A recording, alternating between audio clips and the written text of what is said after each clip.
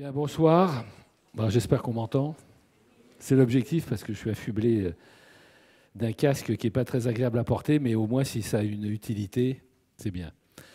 Merci de votre présence. Alors on a la concurrence ce soir. Je n'avais pas saisi que le président de la République me ferait concurrence, puisqu'il passe à 20 h prime time sur une émission à la télé.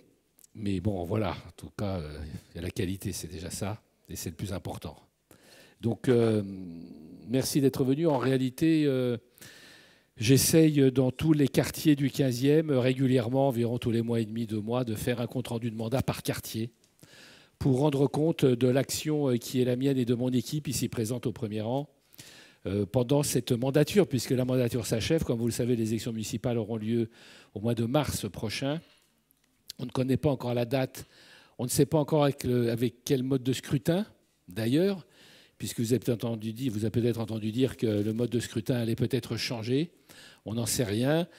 Là, j'ai été auditionné sur ce sujet donc au Sénat cet après-midi par la commission des lois qui me demandait mon avis sur la modification du mode de scrutin.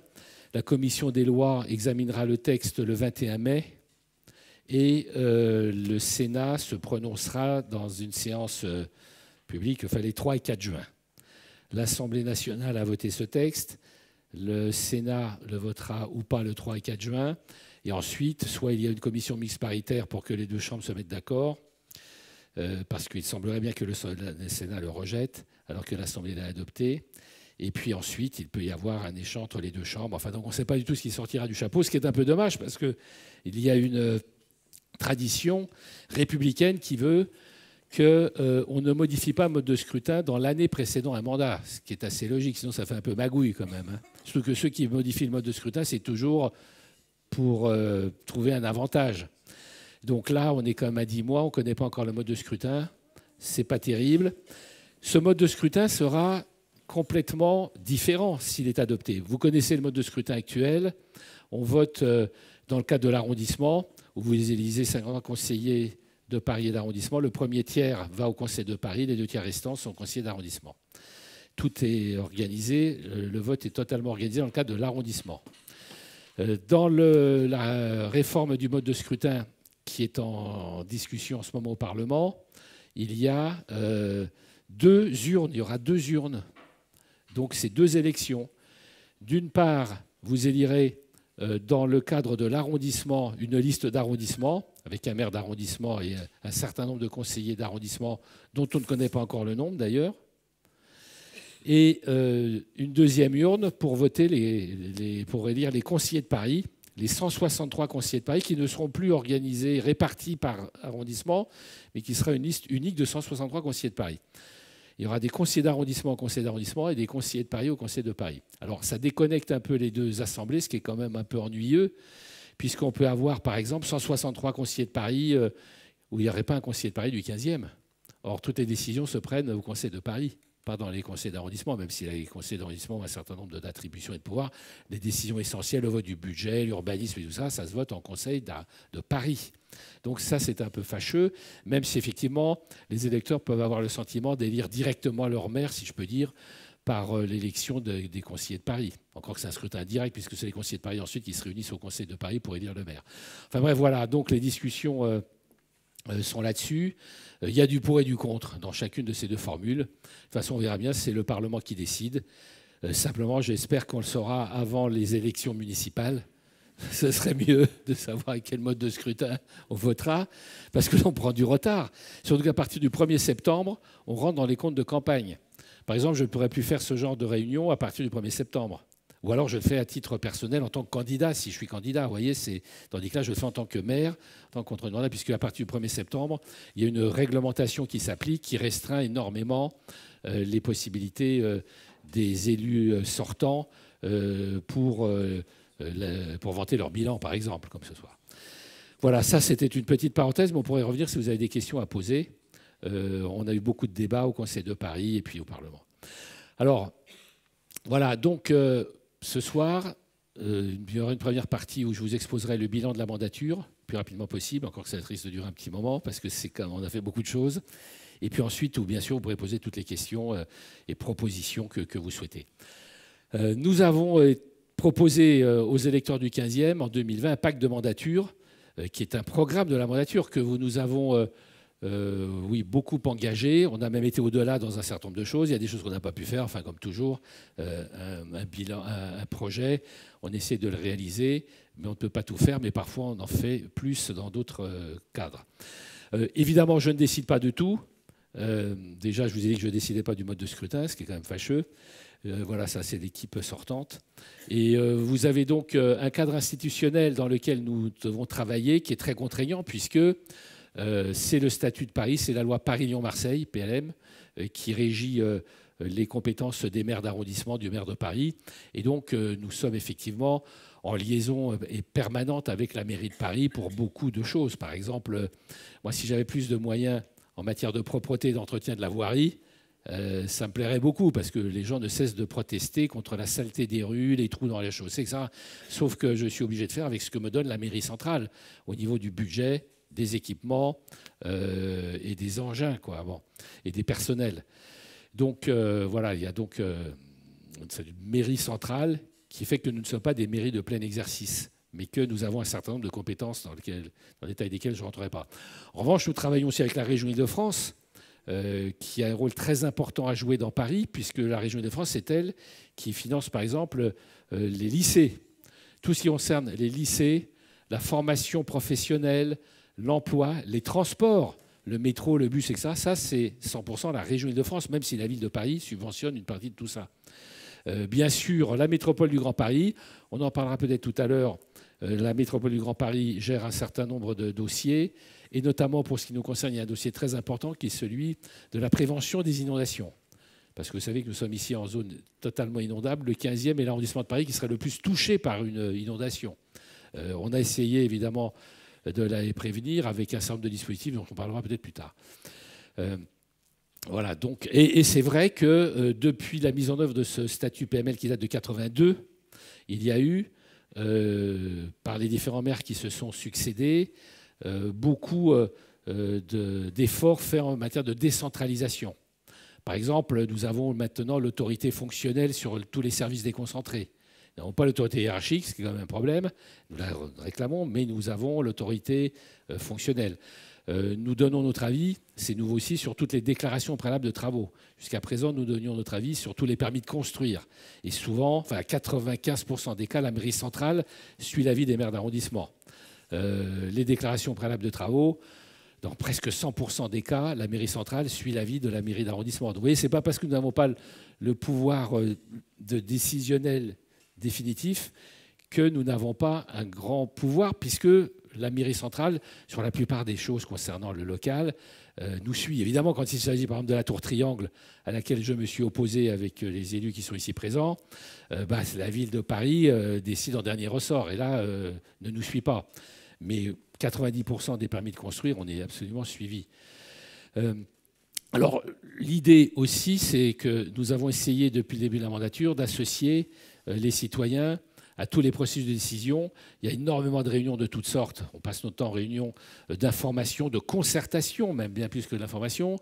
Et puis aussi, vous avez pu vous prononcer sur le très important, le PLUB, c'est le plan local d'urbanisme bioclimatique qui dessine la ville pour les 20 prochaines années. Alors là aussi, on s'y est opposé parce que c'est un plan qui est proposé par la mairie centrale et qui ne nous convenait pas. Mais il y a eu beaucoup de concertation, le plan climat, etc.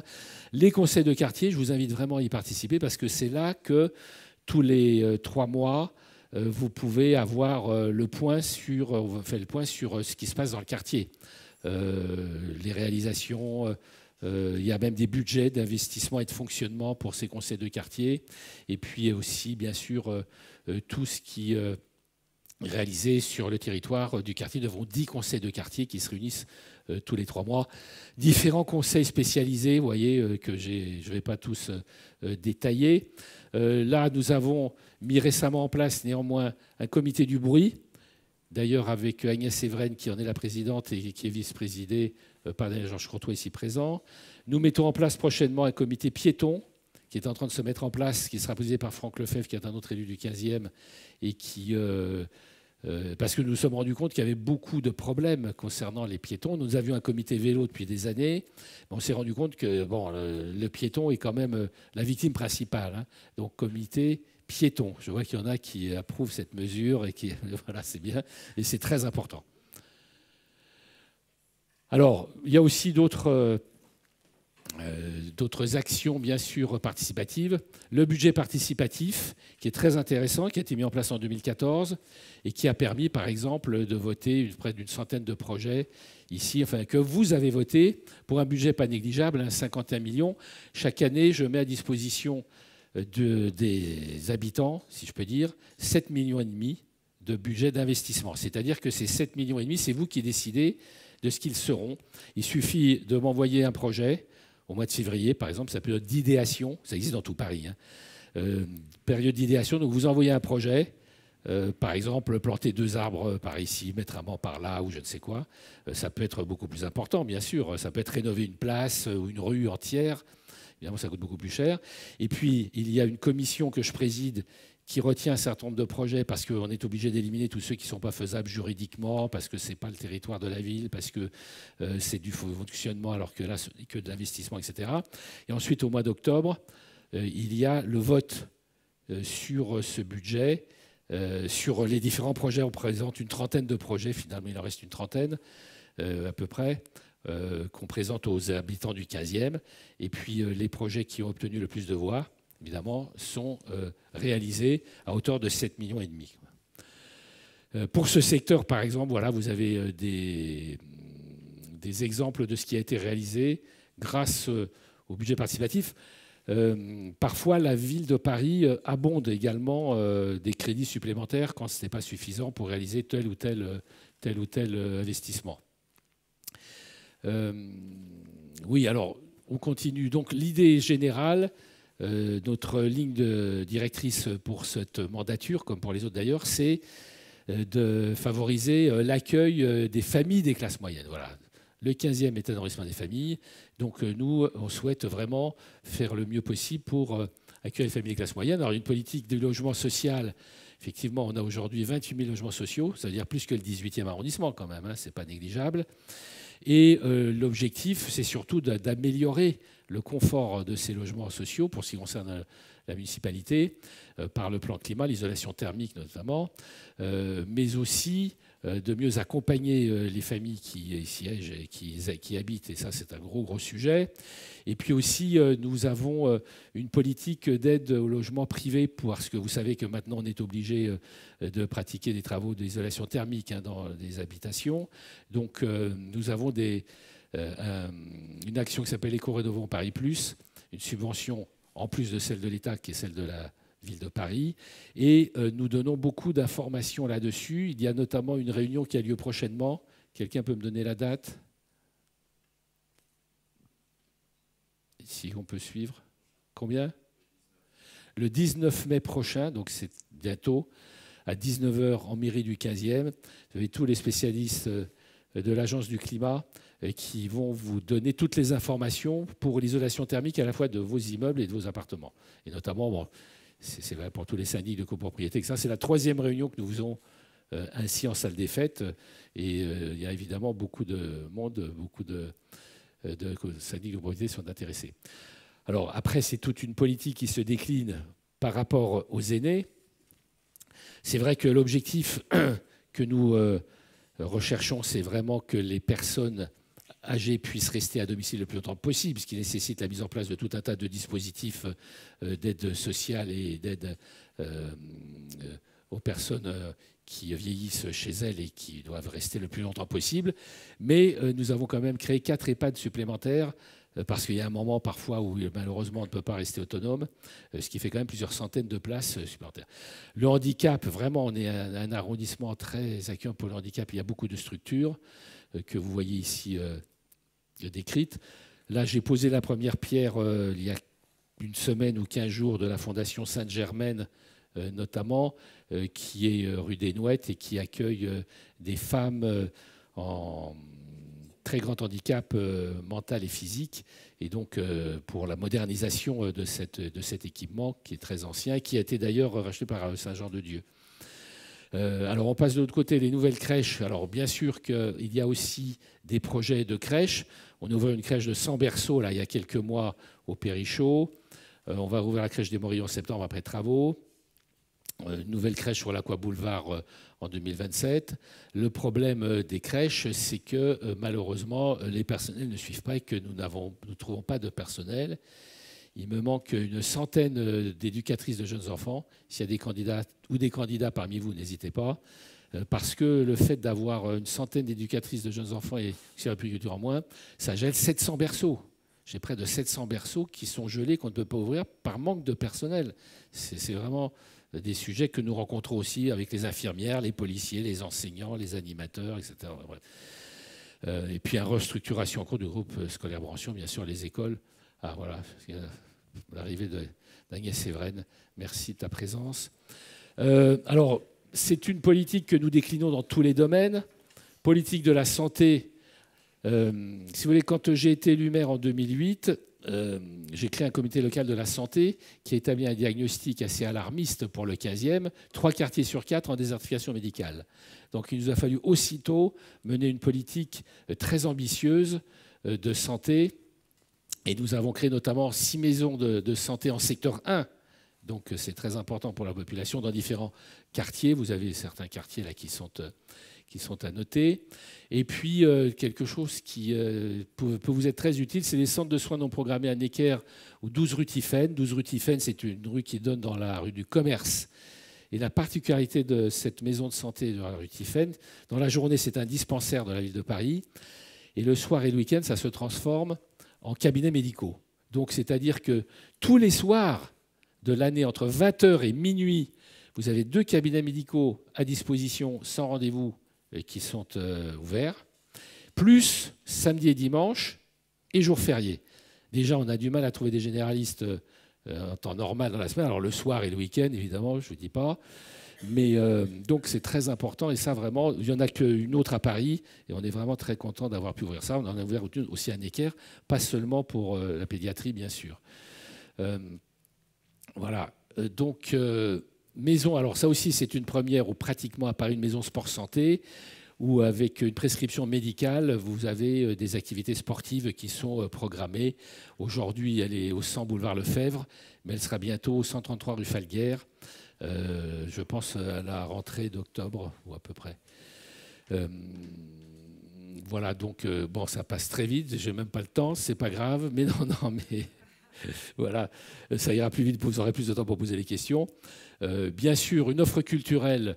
Alors bien sûr, on dit le 15e, des aires culturelles. Il faut connaître le 15e. Le 15e, c'est un arrondissement qui s'apprécie, mais il faut rechercher. Tout n'est pas donné comme ça, comme dans d'autres arrondissements où tout se déballe comme ça. Il n'y a même pas besoin de chercher, ça n'a aucun intérêt.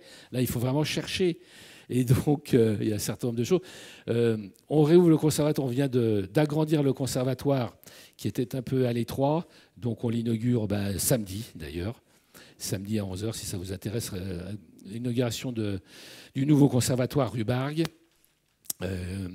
Ensuite, le grande œuvre, si je peux dire, culturelle du 15e pour cette aventure, c'est le carré Brassens-Branchion.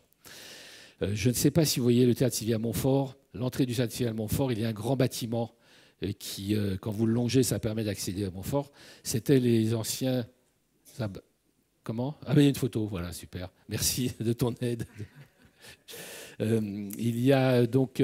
c'était le siège social des abattoirs de Vaugirard.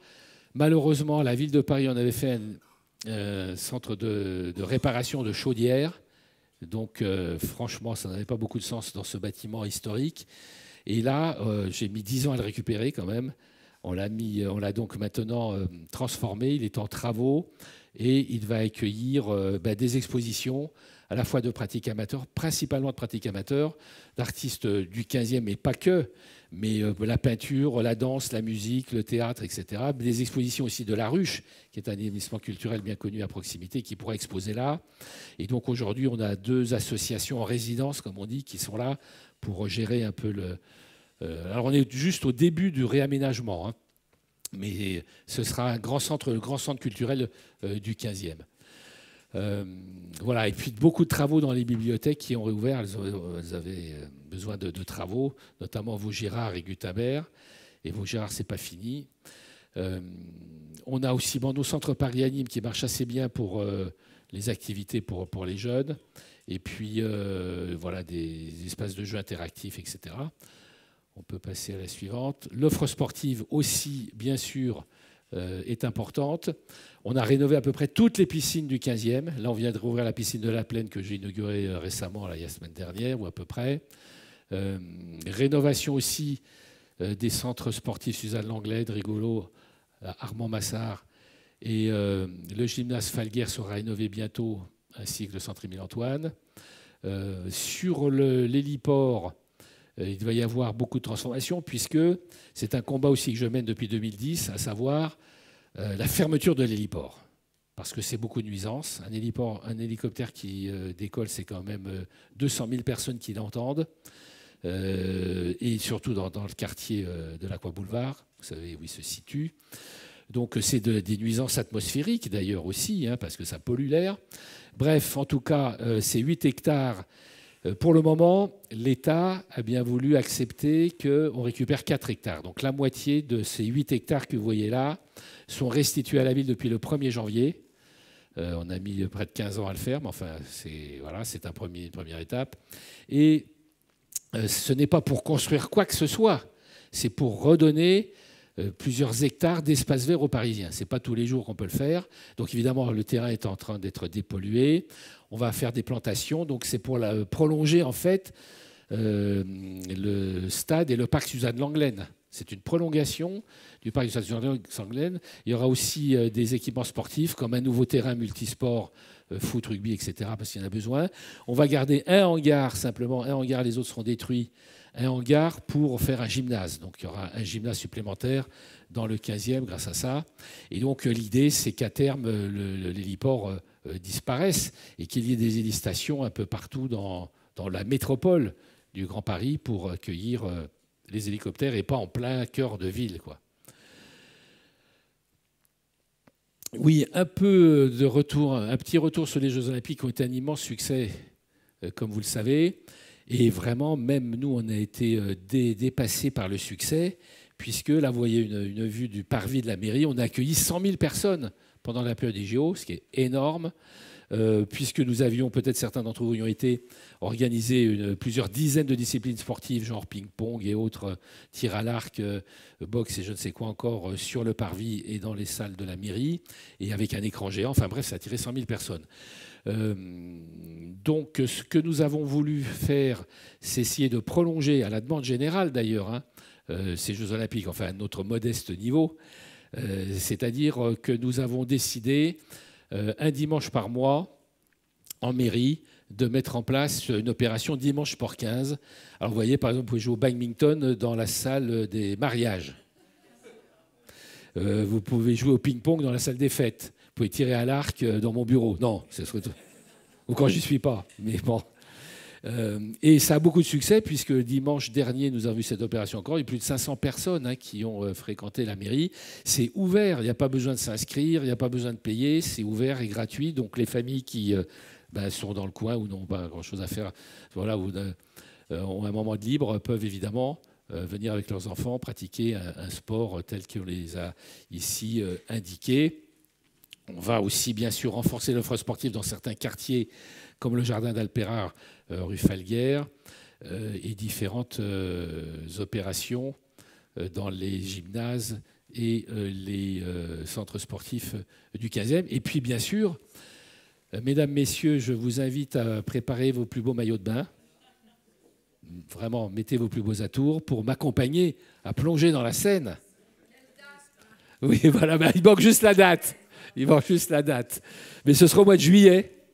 D'ailleurs, demain, on a une conférence de presse. Enfin, le préfet fait une conférence de presse là-dessus sur les baignades en Seine. Il y a 3 sites de baignade qui ont été retenus.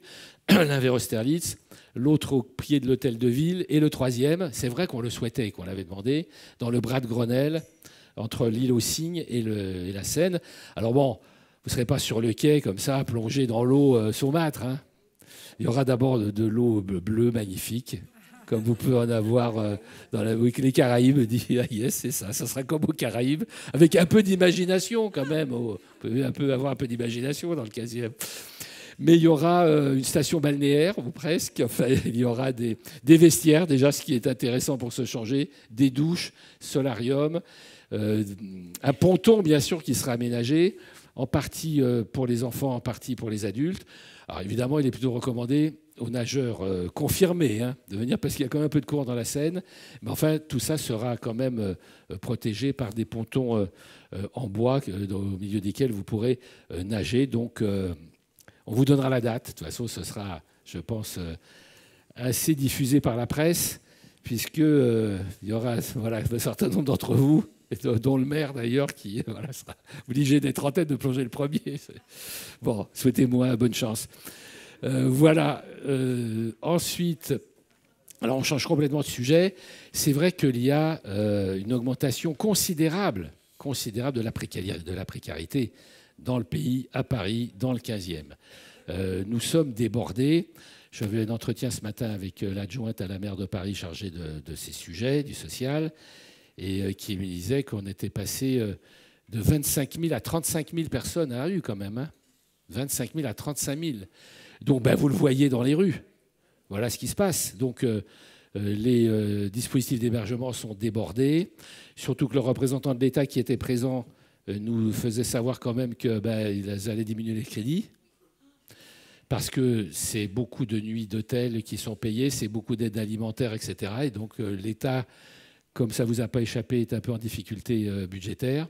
Donc on a explosion de la précarité, diminution des moyens. Ça va.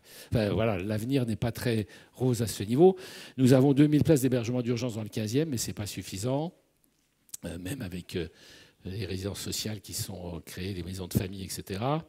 Mais là, c'est vraiment un sujet qui me préoccupe, qui nous préoccupe au jour le jour. Il n'y a pas une journée sans laquelle on n'évoque pas ce sujet en essayant de trouver des solutions, même à l'unité souvent, enfin pour tel ou tel. C'est vraiment très, très, très compliqué et on y passe beaucoup de temps, mais il y a beaucoup de difficultés. Alors, les étudiants. Pourquoi les étudiants ? Parce que nous devenons le 2e arrondissement universitaire parisien. D'ailleurs, nous sommes ici dans une université parisienne qui nous accueille. On est autour de 35 à 40 000 étudiants. C'est-à-dire on est le 2e arrondissement universitaire après le quartier latin qui doit en avoir 60 000, 70 000. Donc évidemment, ça nous a amené, c'est quelque chose de tout à fait nouveau, qui date de quelques années, ça nous a amené à mettre en place une politique d'accompagnement de ce développement universitaire en matière de résidence étudiante. Vous voyez, 600 nouveaux logements de résidence étudiante et on en construit encore. Là, il y en a plusieurs en construction, 3 ou 4 en ce moment. On va essayer aussi, avec le Crous, j'ai reçu le directeur général du Crous, d'ouvrir un restaurant universitaire, parce que bon, c'est bien de loger les étudiants, mais il faut aussi qu'ils mangent, paraît-il. Donc, un restaurant universitaire. On a aussi des chaînes d'aide alimentaire, parce qu'il y a beaucoup d'étudiants qui n'ont pas les moyens, une fois qu'ils ont payé leur loyer, de manger. Donc, restaurant universitaire, dans le campus Necker, d'ailleurs, c'est le projet. Et puis, voilà, différentes résidences qui permettront d'accueillir davantage d'étudiants.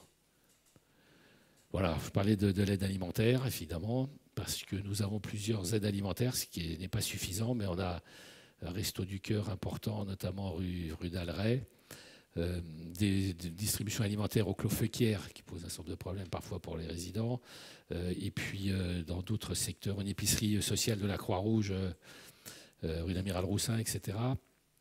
Une autre institution sociale qui fait une distribution alimentaire aussi, Boulard-Lefebvre. Nous allons ouvrir un second centre social et culturel. On a un centre social qui est rue de Lavre aujourd'hui et qui accueille beaucoup de personnes en difficulté d'insertion. Mais évidemment, c'est loin d'être suffisant. Donc on ouvre un deuxième. C'est le seul centre social qui sera ouvert par la mairie de Paris pendant toute la mandature. Donc on l'a obtenu, mais ça veut dire aussi qu'il y a des besoins gigantesques. Donc il sera ouvert au 133 rue Falguière et permettra d'accueillir les familles aussi en difficulté de façon à mieux les insérer, etc. Et puis oui, alors comme je vous disais, l'accroissement de la précarisation fait que, je le demandais depuis 10 ans, mais tout arrive, nous avons eu cette décision de l'État de nous intégrer dans la politique prioritaire de la ville. Ce qui n'était pas le cas du 15e jusqu'à présent, malgré les difficultés que j'évoquais. Et là, depuis l'année dernière, 2 quartiers prioritaires de la ville ont été décidés par l'État et la ville de Paris, qui nous permettent de bénéficier de davantage de moyens. Voilà, madame fait comme ça, elle a tout de suite compris de quoi il s'agissait, de beaucoup de moyens. D'ailleurs, au prochain conseil d'arrondissement, je le signale aussi, je l'indique pour mes collègues qui sont là, qui n'ont pas encore vu l'ordre du jour, il y a au moins une dizaine de délibérations, de subventions pour justement aider les familles en difficulté et les familles en général d'ailleurs qui vivent dans ces quartiers prioritaires de la ville, qui sont au nombre de 2 dans le 15e, Falguière et Brancion-Périchaud, même si je souhaitais y affecter aussi Ballard, frères voisins. Mais voilà, pour le moment, nous avons été autorisés à mettre en place 2 QPV, même s'il y a aussi des quartiers populaires qui donnent, où la ville donne des moyens supplémentaires. Alors là, gros sujet, l'espace public, évidemment. C'est le principal problème que nous rencontrons, nous, dans la gestion de la ville. C'est-à-dire que ça ne va pas.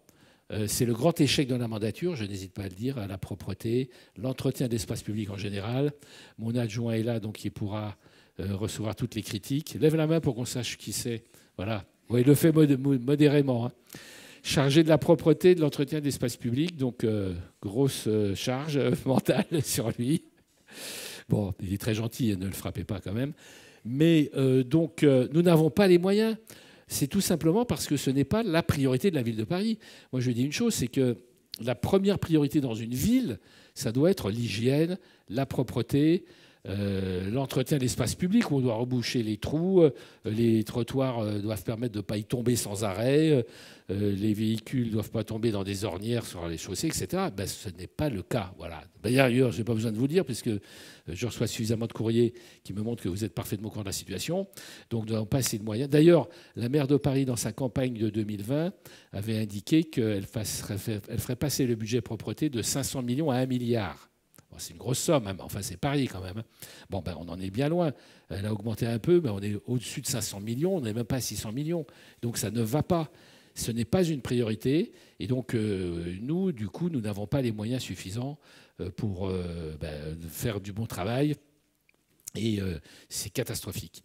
Alors ça n'empêche pas qu'il y a des travaux dédiés, enfin des crédits dédiés pour des travaux d'embellissement de certains quartiers. Par exemple, on a décidé d'embellir la rue Croix-Hiver, c'est-à-dire que la rue Croix-Hiver, qui est une rue quand même assez, disons, austère, pour ne pas dire glauque, voilà, glauque, va être en travaux actuellement, vous avez vu, sûrement. Donc il s'agit d'élargir les trottoirs, parce que beaucoup de problèmes de sécurité routière, hein, les trottoirs sont extrêmement étroits, c'est mal éclairé. Là, les trottoirs vont être élargis, on y plante une 50aine d'arbres, pour que ce soit une rue arborée, évidemment couloir de vélo, etc. Et puis mise en sens unique, du coup, pour améliorer aussi la vie des habitants, qui, dans cette rue, est quand même très compliquée. On a vu que les reports de circulation n'étaient pas considérables sur la rue Cambronne et la rue du Commerce. On fait un ensemble de rues, par exemple la rue de Lourmel aussi, où on plante aussi plusieurs dizaines d'arbres. Et puis un certain nombre de rues dont les réaménagements est à l'étude. Voilà, donc on peut passer à la suite. Oui, alors évidemment, nous utilisons des techniques nouvelles qui ont été expérimentées dans le 15e. D'ailleurs, le macadam insonorisant et anti-lot de chaleur, c'est-à-dire que c'est un macadam qui réduit de plusieurs décibels le bruit de roulement des voitures, par exemple rue Frémicourt. Les habitants, d'ailleurs, sont gênés par le silence maintenant. Enfin non, j'exagère un peu, mais c'est vrai que ça diminue considérablement le bruit de roulement des voitures. Et puis, anti-lot de chaleur, ça diminue de plusieurs degrés aussi la température au sol. Donc, on commence à élargir ce macadam à différentes rues. On a fait sur une partie des quais, une partie de la rue Le Courbe. Enfin, à chaque fois qu'on fait des travaux, quoi. Quai Citroën, rénovation de l'éclairage public. Alors oui, l'éclairage public. Alors, je vous le dis parce que j'ai souvent saisi cette question. Quand une rue n'est pas éclairée, ce n'est pas pour faire des économies d'électricité. C'est parce que ça tombe en panne et que le réseau est très vétuste, que ça a manqué d'investissement pendant des années, que là, des budgets supplémentaires ont été alloués à ça. Et donc, nous allons avoir, notamment dans le 15e, un immense câble qui va être installé et qui va nous permettre de bien améliorer le réseau électrique. Enfin, vous pourrez poser les questions techniques, si vous le voulez, ensuite à mes adjoints qui pourront y répondre. Alors, c'est bien de mettre du macadam et d'éclairer, mais un objectif prioritaire que nous poursuivons aussi, c'est la végétalisation. Végétalisation le plus possible. Je vous ai parlé des arbres que nous plantions dans un certain nombre de rues, mais aussi une grande promenade en fer à cheval qui traverse tout le 15e, comme vous pouvez le voir, pour relier le parc Brassens au parc Citroën, par les quais hauts et bas, et puis revenir par l'enceinte des fermiers généraux jusqu'à Montparnasse, où on plantera d'ailleurs aussi 1 millier d'arbres sur le parvis de la gare, etc., parce qu'il y a un gros projet d'aménagement de la gare. Donc ça, c'est la plus grande promenade, enfin la plus grande coulée verte de Paris, de un peu plus de 8 km, quand elle sera terminée. Bon, il y a aussi, comme vous dites, sur les trames vertes, on a planté quand même près de 5000 arbres depuis le début de cette mandature. Donc vous avez là un certain nombre d'endroits où on fait les travaux. Prévention des inondations, je le disais tout à l'heure, nous sommes l'arrondissement le plus touché en cas de crue. Crue décennale, crue centenale. C'est surtout la crue centenale qui nous inquiète, parce que vous vous souvenez de la crue de 1910, même si aucun d'entre vous n'était là, je vérifie, non. Mais ça a été catastrophique. Ça le serait encore plus, sauf qu'il y a des moyens qui sont mis en œuvre. Du coup, moi, je me suis fait élire vice-président de l'établissement territorial public de bassin Seine parce que ça me permet d'agir aussi au profit du 15e, je dis franchement, pour essayer de mieux prévenir l'inondation. Il y a déjà 4 lacs réservoirs qui font des retenues d'eau considérables en amont de Paris.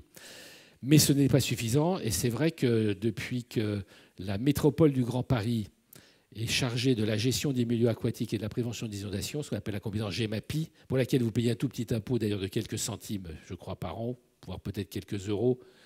Monsieur Courtois qui siège à la métropole nous dit pas quelques dizaines d'euros quand même, quelques euros. Tu promets? Voilà, d'accord. Donc quelques euros, mais qui nous permettent de mettre en place, non pas un nouveau lac réservoir, c'est une nouvelle technique qui est le casier pilote de la Bassée. Alors pourquoi la Bassée? Parce que c'est le nom du lieu-dit, c'est au confluent de l'Yonne et de la Seine, parce que la Seine déborde quand l'Yonne déborde, n'est-ce pas? Donc là, il y a 2 pompes aspirantes qui aspirent 10 millions de mètres cubes, c'est quand même pas rien, dans une rétention d'eau en cas de montée de la Seine et de l'Yonne, quoi. Donc ça permettrait, par exemple, pour vous donner quelque chose de très précis, de diminuer d'environ 15 cm la crue à Paris. Donc ce n'est pas négligeable, parce qu'à quelques centimètres près, on est obligé de tout fermer, puis de fermer le métro, l'électricité, etc. Cela étant, la crue de 1910 est arrivée après 2 crues décennales. Et là, nous avons eu 2 crues décennales, 2016 et 2018. Donc, on sait qu'elle va intervenir. Alors, ce n'est pas une crue qui intervient tous les 100 ans, c'est une crue qui a une chance sur 100 d'intervenir chaque année. C'est un peu différent. C'est tout ce qui est fait en amont de la Seine. Je vous ai parlé du casier pilote de la Bassée. Ça coûte quand même 50 à 60 millions d'euros, c'est pas rien. On doit en faire plusieurs autres, mais si on a les crédits, c'est pas sûr du tout. Pour le moment, enfin en tout cas, ça nous permet de retenir 10 millions de mètres cubes d'eau en cas de crue de la Seine. Il est actuellement à l'essai. Mais donc les essais se passent bien, donc il devrait être opérationnel assez rapidement dans les mois ou les semaines qui viennent, heureusement. Et voilà. Donc on y revient. Oui, alors justement, je voulais vous dire que nous faisons une réunion. Alors ça intéresse vraiment les habitants vraiment près de la Seine, mais près de la Seine jusqu'à la moitié du 15e. Nous faisons une réunion spéciale dédiée à l'inondation qui a lieu. C'est demain soir déjà. Bon, quelle chance. Donc on se revoit demain soir, c'est formidable.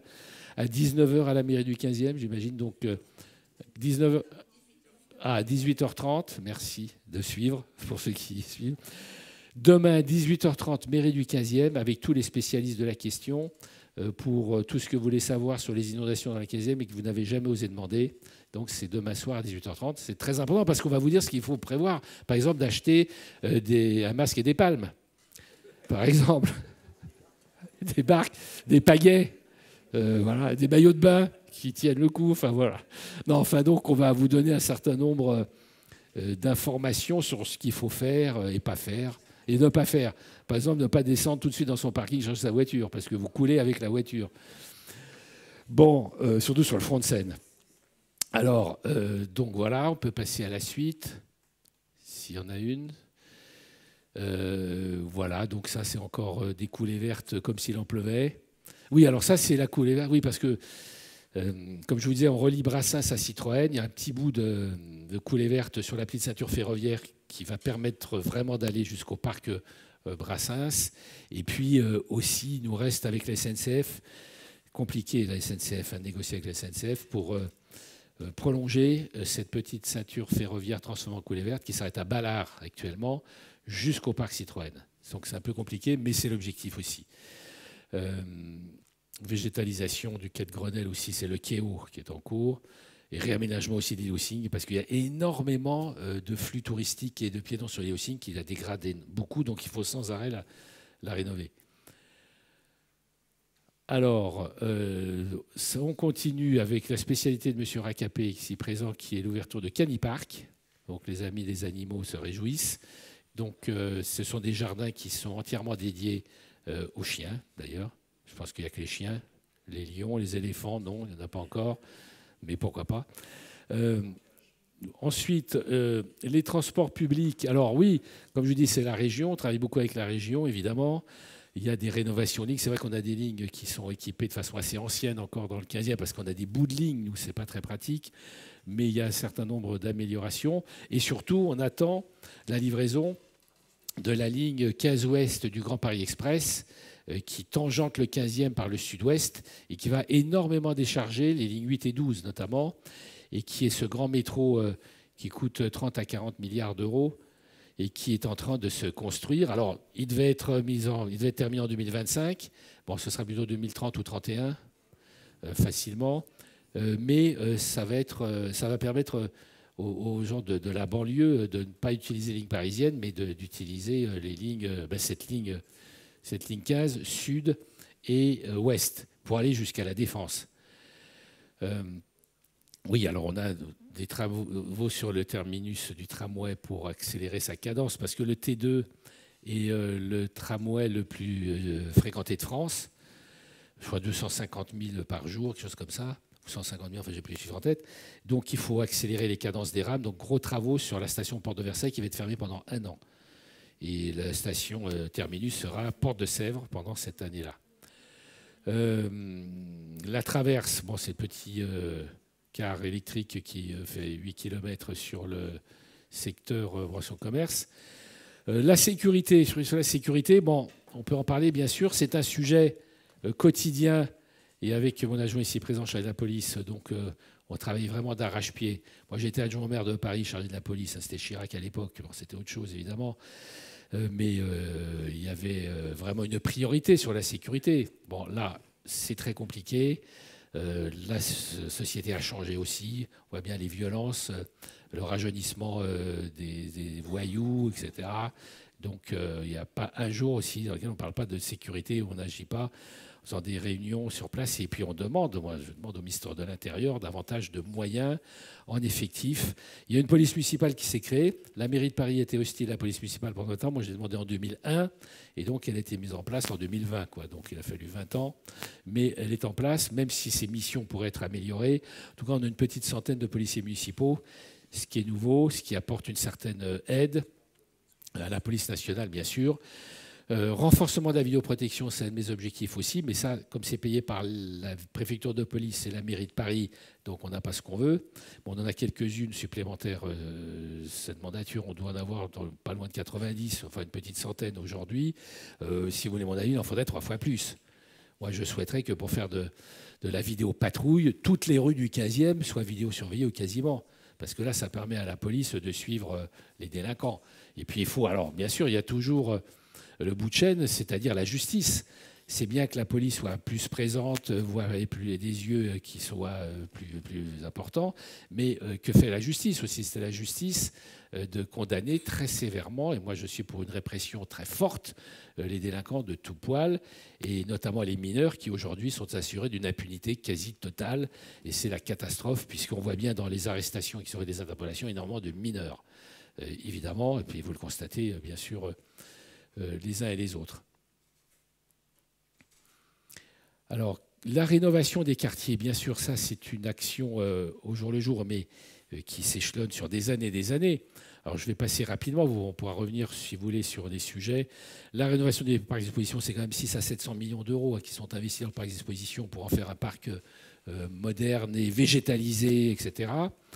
Bon, la Tour Triangle, vous savez, l'opposition qui était la nôtre, mais je le disais au début de réunion, malheureusement, la ville de Paris est passée outre l'avis du conseil d'arrondissement, du conseil de quartier, de toutes les associations environnementales, etc.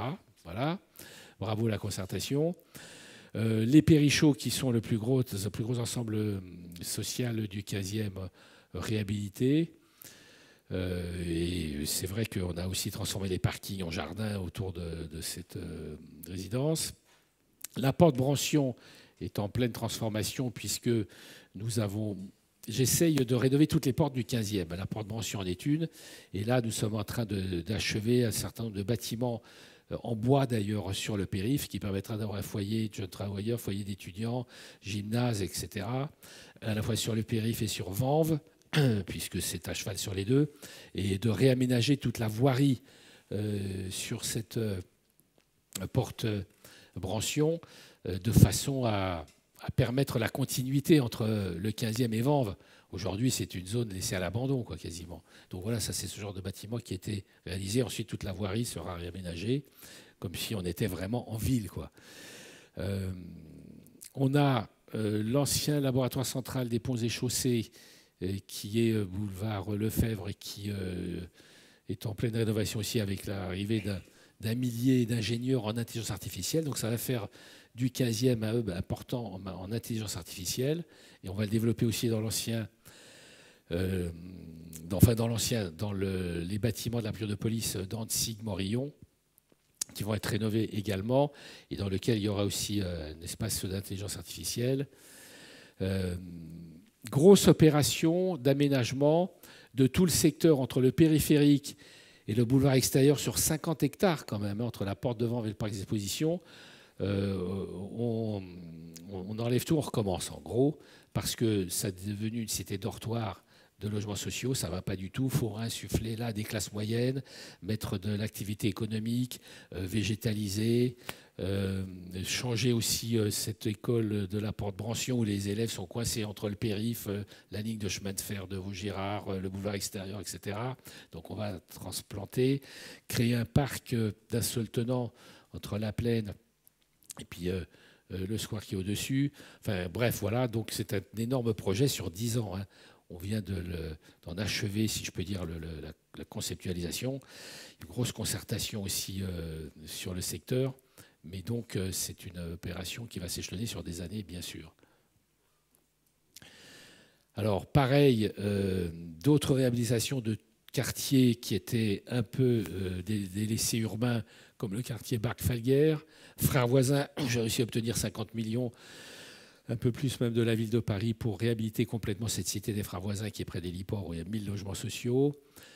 Du secteur de la Coboulard. Oui, alors on crée un nouveau quartier parisien qui va sortir de terre sur une partie de l'Aqua Boulevard qui va être démolie. L'arrière de l'Aqua Boulevard déjà va être totalement rénové. C'est comme la plus grande passoire thermique d'Europe, donc il est temps de le rénover.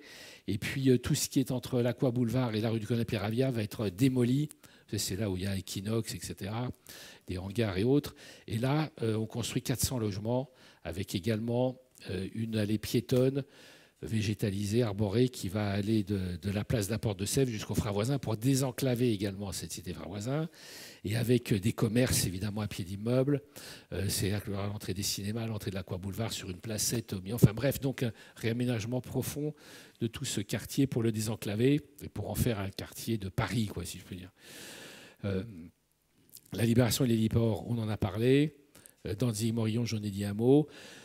On détruit la tour Montparnasse, mais malheureusement, on la reconstruit. Parce que quand j'ai souhaité faire un petit jardin à la place, l'adjoint au maire de Paris en charge de l'urbanisme m'a dit bah oui, bah, tu me donnes 500 millions et donc je te fais ton jardin. Je ne les ai pas. Et je suis sûr que même si je fais une quête parmi vous, on n'y arrivera pas. Donc les investisseurs veulent rentrer dans leurs frais. Donc voilà, ça c'est la nouvelle tour. La tour actuelle sera déconstruite et c'est cette tour qui sera reconstruite avec, sur un nouveau parvis de Montparnasse. Avec là, vous voyez, 30-40 mètres qui seront un peu comme un immeuble parisien d'une certaine façon, moderne, avec de certaines végétalisations. Et puis au-dessus, la tour, et puis au-dessus, une serre avec des productions agricoles urbaines, comme on en fait beaucoup maintenant, et qui serait une tour ouverte au public. Aujourd'hui, la tour Montparnasse, elle est fermée au public, c'est que des bureaux, à part le dernier étage. Donc ouverte au public avec restaurants, bars, etc. Enfin bon, il y aura une vie, des espaces aussi pour recevoir les gens. Donc voilà, c'est ce qu'on a trouvé de mieux pour se débarrasser de la tour Montparnasse actuelle et pour qu'aussi il y ait une faisabilité. Il y a un autre projet beaucoup plus ambitieux qui est de réaménager toute la dalle. Moi, mon projet, c'était plutôt de détruire la dalle et de passer d'un urbanisme sur dalle à un urbanisme sur rue, végétalisé, etc. Mais bon, pour des raisons surtout financières, c'est compliqué. Donc on rénove entièrement le CIT, qui va être détruit, reconstruit. La tour CNP, la barre CNP qui est sur la gare Montparnasse, entièrement rénovée, etc. Et donc on va refaire tout le carrefour Montparnasse, rue de Rennes, vous voyez. Prolongation de la rue de Rennes, non pas jusqu'à la mer, mais jusqu'à la gare Montparnasse par une allée piétonne, avec reconstitution du centre commercial autrement. Enfin voilà, ça c'est des travaux assez gigantesques aussi. La mairie de Paris a donné son feu vert. Maintenant, ce sera un art ou d'exécution, hein, parce que ça fait beaucoup de projets, mais on les suit attentivement, chacun d'entre eux, bien sûr. Atelier Vaugirard, là, c'est sur la ligne 12 du métro de la RATP, où on construit un nouveau quartier. Là, c'est une opération assez audacieuse de la RATP qui construit sur les... En gare à métro, vous voyez, la ligne 12, elle arrive à l'intersection des rues Desnouettes, Croix-Nivert, Le Courbe, dans des hangars. La RATP décide de construire sur les hangars des logements. On construit des logements sur les hangars. Et là, c'est des logements de toutes sortes. Il y a du privé, du social, etc. Ça va être entre 300 et 400 logements. La première phase est terminée. La deuxième phase est en cours aussi de réalisation. D'ailleurs, j'inaugure bientôt avec le président de la RATP, Castex, un immeuble. C'est important parce qu'il a besoin aussi d'immeubles pour loger des gens de la RATP. Vous voyez, des conducteurs de métro, de bus, qu'on n'arrive pas à trouver si on ne les reloge pas. Donc là, on commence à reloger pas mal dans le secteur et ça nous permet d'avoir davantage de personnel pour les RATP aussi. Et puis la maison Saint-Germain, j'en ai dit un mot là pour les femmes en situation de handicap lourd. Alors, autre chose là, évidemment, j'ai évoqué un certain nombre de projets, pas tous d'ailleurs, mais enfin ça fait beaucoup de projets d'urbanisme que nous menons de front, hein. Nous avons un certain nombre de spécificités dans le 15e. Par exemple, triangle d'or des médias. C'est vrai que la plupart des médias français se sont installés dans le 15e, qui est le territoire européen avec la plus forte densité de médias. Donc ça, il faut le savoir, parce que ça crée tout un écosystème médiatique. Bon, il y a aussi un certain nombre de grandes administrations d'État qui sont présentes. D'abord, le ministère des Armées, bien sûr, comme vous le savez, mais aussi toutes celles qui sont indiquées là. Et puis, alors ça, c'est important aussi parce que ça entraîne, c'est vrai, c'est une conséquence intéressante, c'est qu'il y a une moins forte mortalité dans le 15e que dans d'autres arrondissements parisiens parce qu'on a une très forte concentration d'hôpitaux. Donc les urgences, quand on a besoin, évidemment, sont plus proches que quand on n'en a pas. Donc on a un pôle extraordinairement scientifique et médical avec, bon, bien sûr, les hôpitaux que vous connaissez et les centres de recherche qui se développent énormément, notamment à l'Institut Pasteur, où on a beaucoup de développement de recherche et de bâtiments nouveaux qui se construisent. Là, il y en a en construction encore actuellement pour aller plus loin dans l'étude de certaines maladies. La Fondation Imagine, qui est aussi une spécificité récente, où il y a 500 chercheurs du monde entier qui étudient les maladies orphelines. les maladies rares, très important.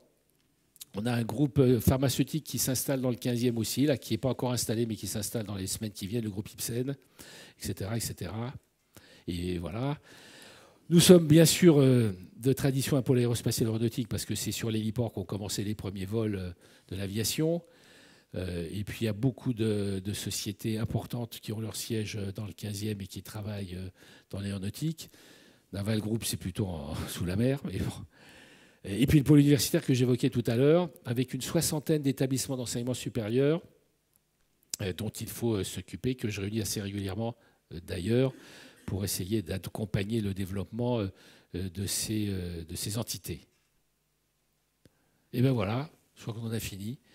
Donc voilà, l'objectif, vous avez bien compris, c'est d'améliorer la qualité de vie, avec toutes les difficultés que vous imaginez, d'ordre budgétaire, d'ordre d'évolution de la société, d'ordre de peuplement, etc. Donc de grosses difficultés.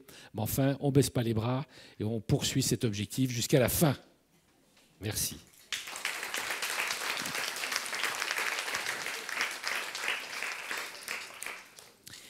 Voilà, maintenant le jeu consiste pour mes adjoints à répondre à toutes les questions. Donc en plus, c'est une épreuve de sélection naturelle, n'est-ce pas? C'est toujours intéressante à l'aube du renouvellement des listes. Mais c'est pour mettre un peu de détente dans les premiers rangs. Voilà, maintenant, c'est la partie questions. 8h05, donc on peut, pendant une petite heure aussi, voilà, poser des questions. On vous écoute. Il y a un micro-baladeur pour être bien entendu. Qui souhaite intervenir? Madame. Bonjour, merci pour ces présentations. Le sujet est le 3 boulevard Victor, qui est un très beau monument historique que je vous invite à venir visiter ouvert l'été, qui est représentatif de l'architecture paquebot et qui est une inspiration du Normandie. Il s'inscrit dans l'ensemble avec l'avion et avec toute l'histoire aéronautique et marine qu'on connaît sur ce secteur. Or, nous subissons vraiment une grosse dégradation de part et d'autre de ce boulevard-là. Bien que situé en face d'un ministère régalien, ça ne nous met pas apparemment à l'abri, ce qui met en colère certaines personnes qui comprennent d'autant moins, qui pensaient être beaucoup plus sécurisées. Il y a une forte dégradation et au plan sécuritaire et au plan de l'aménagement urbain et des espaces de commerce, puisque nous avons accueilli 2 épiceries, en fait. Ça fait beaucoup pour un immeuble historique et on sait, en fait, nous, on ne savait pas que c'était à ce point-là, que ça dégraderait autant nos qualités de vie et que ça attirerait autant de trafic. Donc on a réussi, avec beaucoup de travail de la police, des agents de la ville, des parcs et des jardins qui font ce qu'ils peuvent, avec pas assez de moyens, c'est clair. On a réussi à avoir, après l'hôtel qui a été requalifié, à récupérer un petit peu de vie et à assainir l'arrière de cet immeuble entre la petite ceinture et cela.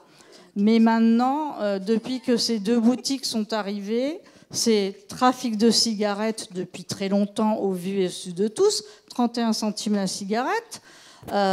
C'est trafic de drogue devant des boutiques. C'est des gens en assemblée générale depuis l'année dernière en juin qui ont demandé à ce qu'on enlève les bancs d'agrément qui sont jolis, mais désolé, ça devient une zone de non-droit total avec de la vente. Là, c'était des chaussures là pendant la porte de Versailles, comme s'il y avait une double boutique sur les bancs. C'est jusqu'à 2h du matin. C'est des immondices.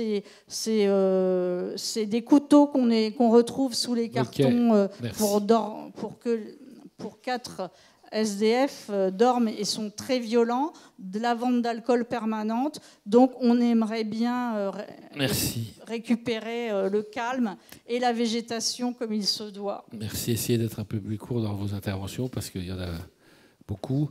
On connaît bien le sujet, évidemment, et puis on en a beaucoup parlé d'ailleurs. On a ce genre de situation dans un certain nombre de secteurs pour des raisons diverses, de configuration géographique, de peuplement, de ceci et de cela. Anthony Samama, qui est mon adjoint chargé de la police, va répondre. On a compris. On a compris. Merci pour... Oui, merci pour votre intervention. Effectivement, sur les épiceries, d'abord vous dire qu'en effet, on mène avec le maire Philippe Goujon une action déterminée et résolue pour essayer d'en faire fermer un maximum, singulièrement celles qui posent problème. Je pense à une épicerie notamment qui n'est pas très loin d'ici, que vous devez connaître, au 238 rue de la Croix-Niver, qui s'appelle Abisha, qui était un point de fixation, qui vendait aussi des cigarettes à l'unité, qui fermait tard, qui vendait de l'alcool à des mineurs.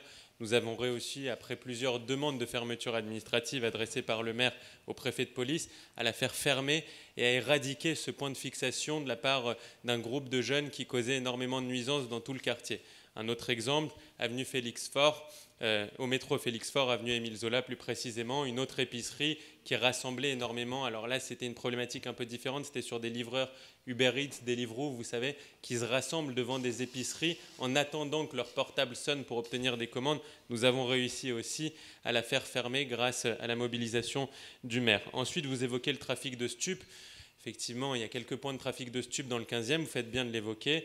Je n'avais pas connaissance de ce point-là spécifiquement, mais je ne manquerai pas de l'évoquer avec le commissaire de police pour pouvoir voir ce qu'on peut faire là-dessus, avec les effectifs de la BAC notamment, qui mènent une action extrêmement résolue là-dessus.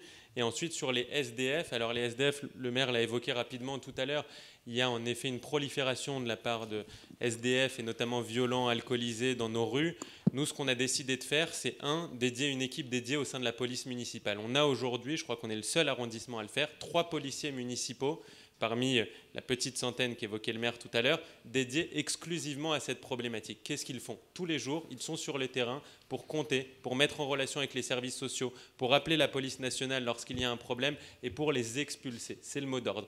On a, pas plus tard que demain matin, une grosse opération sous la ligne 6, un peu plus haut dans le 15e, avec la police nationale, la police municipale, la direction de la propreté, pour expulser toutes les tentes et les SDF qui sont sous la ligne 6 et qui sont en train de commettre un boucan pas possible.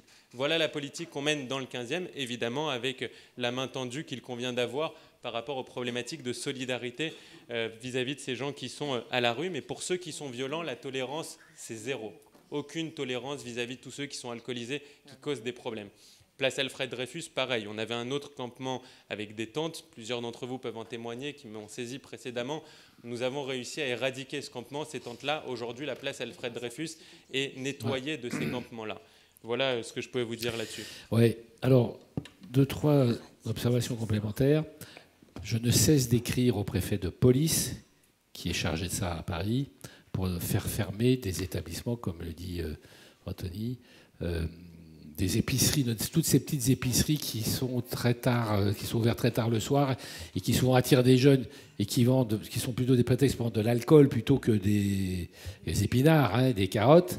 Mais en fait, ils ont 2-3 étals de légumes et puis à l'intérieur, il y a une tonne de bouteilles d'alcool, quoi, quand même. Donc, mais nous sommes, j'allais dire presque hélas, dans un état de droit qui fait que le préfet de police est obligé de suivre un certain nombre de règles, qui fait qu'on ne peut pas d'abord fermer définitivement, il faut un certain nombre de conditions pour fermer. J'ai beaucoup de difficultés, et vraiment c'est une grande victoire quand on obtient que le préfet de police ferme pendant 15 jours un établissement. C'est très très difficile. On passe nos journées à ça. Ça, c'est vrai que c'est très compliqué, et je préférais, moi, que on a réussi à faire fermer des établissements définitivement, par du harcèlement policier aussi. Mais attention, c'est compliqué aussi, hein. C'est pas si simple. Deuxièmement, on a une cellule au commissariat dont je vais vous donner les coordonnées, qui est très intéressante. Parce que bon, si vous êtes agresseur à un public, c'est le 17, évidemment. Ça, c'est police secours. Mais si vous avez ce genre de situation, à mon avis, la police ne l'ignore pas, la situation que tu as décrite, hein.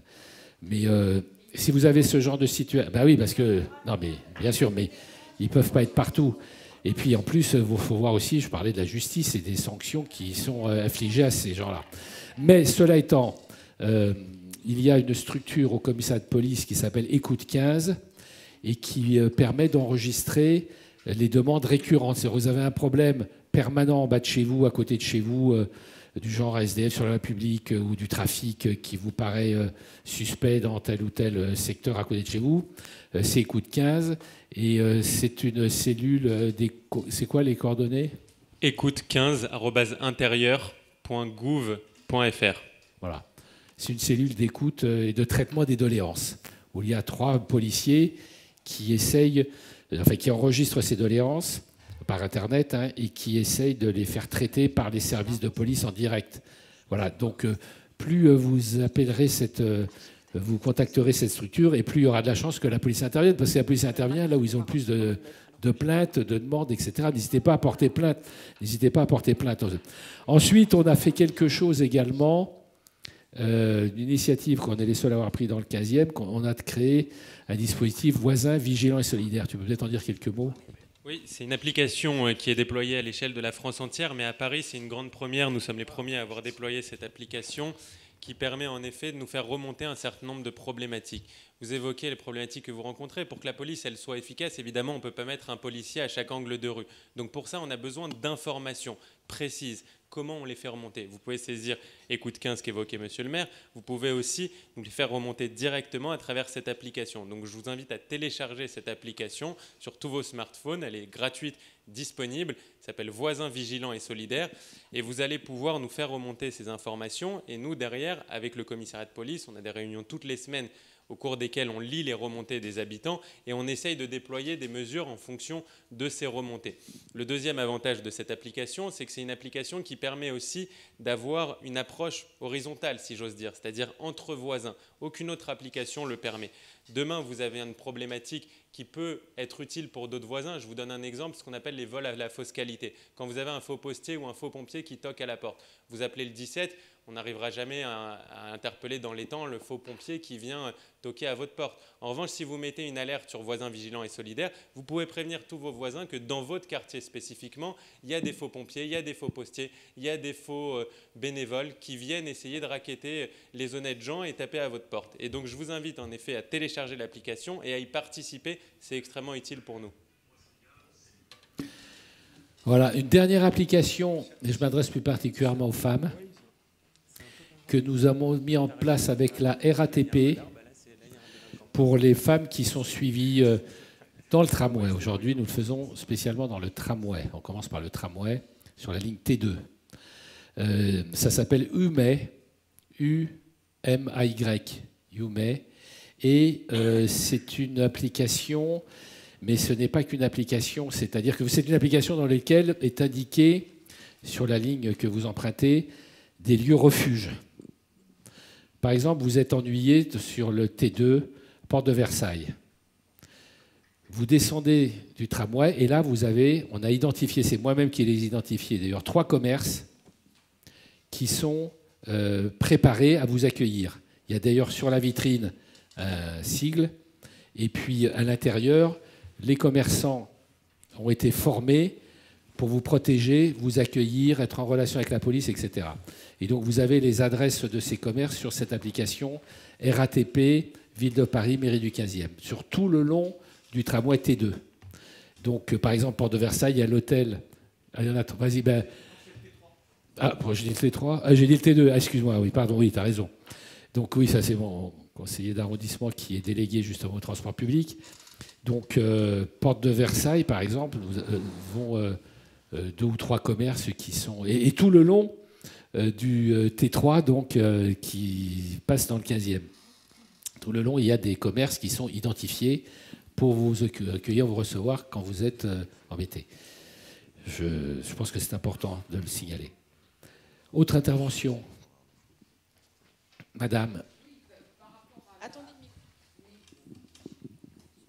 Non, c'est moins grave, mais quand il y a du tapage nocturne, on ne va pas contacter le 17. Qui faut-il contacter pour qu'il y ait quand même une intervention? Parce que Quand c'est à 9 h du soir, ce n'est pas un problème, mais quand c'est à 2 h du matin, ça devient problématique. Monsieur Savama. Alors la police est compétente sur toutes les problématiques et je vous invite à ne jamais hésiter à appeler le 17. Il faut garder en tête que le 17, ce n'est pas simplement un numéro qui vous permet à la police d'intervenir à un instant T, mais c'est aussi une sorte de thermomètre, on va dire, avec tous des appels qui sont enregistrés, comptabilisés. À la fin de chaque semaine, le commissaire central de police regarde le nombre d'appels 17 en fonction d'un lieu. Et après, à partir des semaines suivantes, il peut prévoir des opérations en fonction du nombre d'appels. Donc ne vous dites pas, ça ne sert à rien d'appeler le 17, ils ne sont pas venus, je ne les ai pas vus, etc. C'est toujours utile d'appeler le 17, quand bien même ils ne pourraient pas venir. Et ensuite, la deuxième chose, c'est la police municipale qui a l'équivalent du 17, qui est le 3975, que je vous invite à appeler. Les effectifs de police du 15e, ils agissent jusqu'à minuit. Et ensuite, c'est des effectifs qui sont à l'échelle centrale. Et donc, ça prendra sans doute un petit peu plus de temps pour intervenir à partir de minuit. Néanmoins, jusqu'à minuit, on a des équipages qui sont capables d'intervenir dans les quelques minutes qui suivent. Et après, bon, ça dépend des interventions et de ce qui se passe par ailleurs dans Paris. Non. C'est le 17 tout le temps. C'est le 17 tout le temps, non, mais il y a quand même une différence. On a une centaine de policiers municipaux et on a 400 policiers nationaux. Donc, déjà, ce n'est pas suffisant. C'est pas suffisant. Moi, je dis qu'il faudrait avoir au moins le double en policiers municipaux et une centaine de policiers nationaux de plus, qui nous manquent. Donc, vous voyez, c'est quand même pas l'épaisseur du trait. Alors, mais il faut appeler parce que la police, elle fonctionne comme ça aussi. Si elle reçoit 10 appels sur votre immeuble, elle va se déplacer. Ou si même sur une période un peu plus longue même. Donc, et puis, vous avez aussi Internet où vous pouvez faire des mains courantes, déposer plainte, etc. Maintenant, on porte plainte par Internet et on a des mains courantes. Donc, et puis, vous avez cette cellule d'écoute aussi. Hein, donc, alors évidemment, quand il y a un bruit, ça, c'est tout de suite le 10. C'est le 17. Moi, je vous conseille de faire le 17. Parce que le 3975, la police municipale n'est pas assez nombreuse pour répondre à tout. Donc, c'est le 17. Alors, bien sûr, 2 fois sur 3, 3 fois sur 4, la police va vous répondre, ben, on n'a personne. Mais n'empêche que tout est enregistré, annoté, etc., en ce qui concerne les choses. Et puis, il voit bien que dans tel quartier, en se disant, quand le commissaire regarde ses fiches, ben, tiens, là, il y a beaucoup d'appels, donc il faut peut-être patrouiller davantage, etc.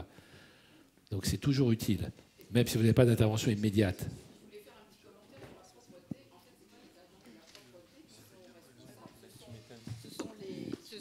Les gens qui jettent des déchets.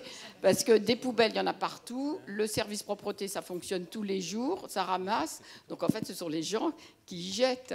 C'est un gros problème.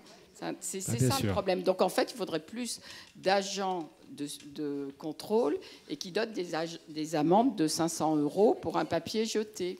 Non, mais je vous assure que ça marcherait bien. Oui, mais sauf que les gens ne jettent pas de papier. Malheureusement, tout va dans la caisse de la ville. Non, mais ce qu'il y a, c'est que les gens ne jettent pas les papiers quand ils voient passer un équipage, vous voyez. Et puis, il y a tellement de questions de sécurité que, franchement, la police nationale, déjà, ne s'occupe pas du tout, considère que c'est le rôle de la ville, et c'est un peu vrai, c'est plutôt la police municipale.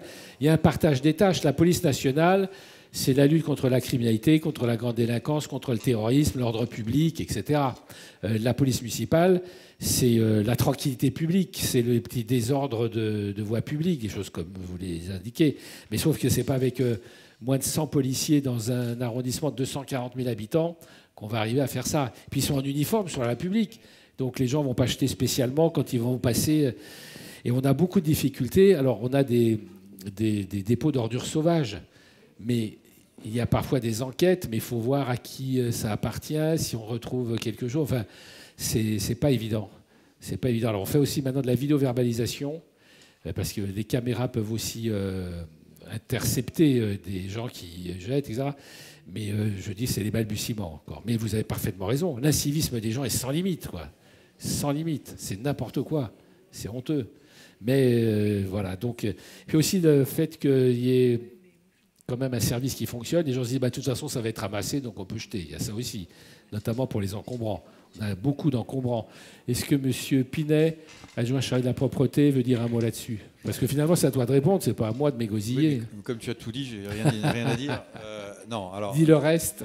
Le reste, qu'il faut aussi, il y a plusieurs phénomènes. Je suis entièrement d'accord avec vous, madame. Il y a effectivement un incivisme qui augmente cette malpropreté. Après, il faut quand même regarder la taille de l'arrondissement, la manière dont ça fonctionne. Et c'est aussi cette espèce de sensation qu'on a que les rues sont toujours encombrées. On va prendre les encombrants. À Paris, contrairement aux villes de banlieue, aux villes de province, vous pouvez sortir vos encombrants par rendez-vous tous les jours. Le 15e. Et je dois remercier l'ensemble des habitants qui sont présents, mais même ceux qui ne sont pas présents, puisqu'on est à plus de 70% de rendez-vous dans le 15e. Donc ça fonctionne. Sauf que c'est plus de 3000 rendez-vous par semaine. Avec les équipes qu'on a, parfois, ça coince. Un camion en panne et vous ne pouvez pas collecter 150 rendez-vous. Donc 70% de rendez-vous, donc ça veut dire qu'il y a sur les encombrants 30% de sauvages. Mais tous ces encombrants qui sont dans les rues, qu'ils soient autorisés par le rendez-vous ou non, vous donnent cette sensation aussi que ce soit continuellement encombré. Et vous avez toujours des petits malins, il y a un dépôt, bah tiens, en plus il a pris un rendez-vous, donc je vais en mettre en plus, ce qui fait que les équipes arrivent pour une planche de bois et elles se retrouvent avec un appartement ou une cave. Donc voilà, donc c'est aussi tout ça. Et comme le disait le maire, bon, la difficulté, c'est effectivement la verbalisation. On est dans un état de droit, il y a le flagrant délit, c'est pas simple. Pour ça, on nous parle souvent de la verbalisation pour les déjections canines, mais il faut prendre sur le fait. Donc vous mobilisez un équipage quasiment une journée, peut-être pour pas de PV du tout, alors que vous pouvez les avoir sur d'autres choses. Par contre, les bonnes nouvelles, c'est qu'effectivement, lorsqu'on a des entreprises qui déposent, parce que les sacs de gravats, etc., la vidéo-verbalisation, là on prend la plaque, là vous avez de quoi faire. On ne peut pas vidéo-verbaliser quelqu'un qui dans la rue va jeter un papier, comme vous le dites, voilà. Je sais. Quand il est juste posé dans la rue, des fois ils sortent même des fenêtres, donc voilà, bon. Et donc, si vous voulez, avec la plaque, là, effectivement, on a l'ensemble des informations et le PV peut être dressé. Mais voilà, mais c'est effectivement pas simple. Intervention. Qui a le micro? Je voulais un renseignement.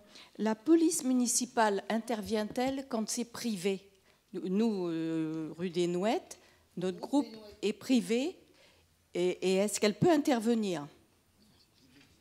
Monsieur Samamar. Paris Habitat est copropriétaire. Il faut appeler le GPIS dans ce cas-là, mais la police municipale ne rentrera pas. Voilà, merci. C'est le GPIS, vous connaissez le GPIS? Ils ne viennent pas non plus, donc ils ne se déplacent pas non plus. Parce que c'est privé. Mais privé, attends, vous n'êtes pas logement social? Paris Habitat et copropriétaire, c'est les deux. Donc c'est difficile. Je pense qu'il y a aussi un problème. Il y a aussi un problème quand les nouveaux locataires arrivent, qu'on leur attribue un logement. Paris Habitat ne leur explique pas les règles. C'est nous, à l'amicale, qu'on est obligé de le faire. Je dois vous dire une chose, qu'il y a eu des nouveaux locataires qui sont arrivés. Ils avaient des enfants et on s'est aperçu que le soir, vers 22h, dans le local à poubelle, il y a tout un tas de jeunes qui arrivaient, qui venaient chercher. Je suis descendue, monsieur. À 79 ans, je suis descendue. Je les ai fait sortir.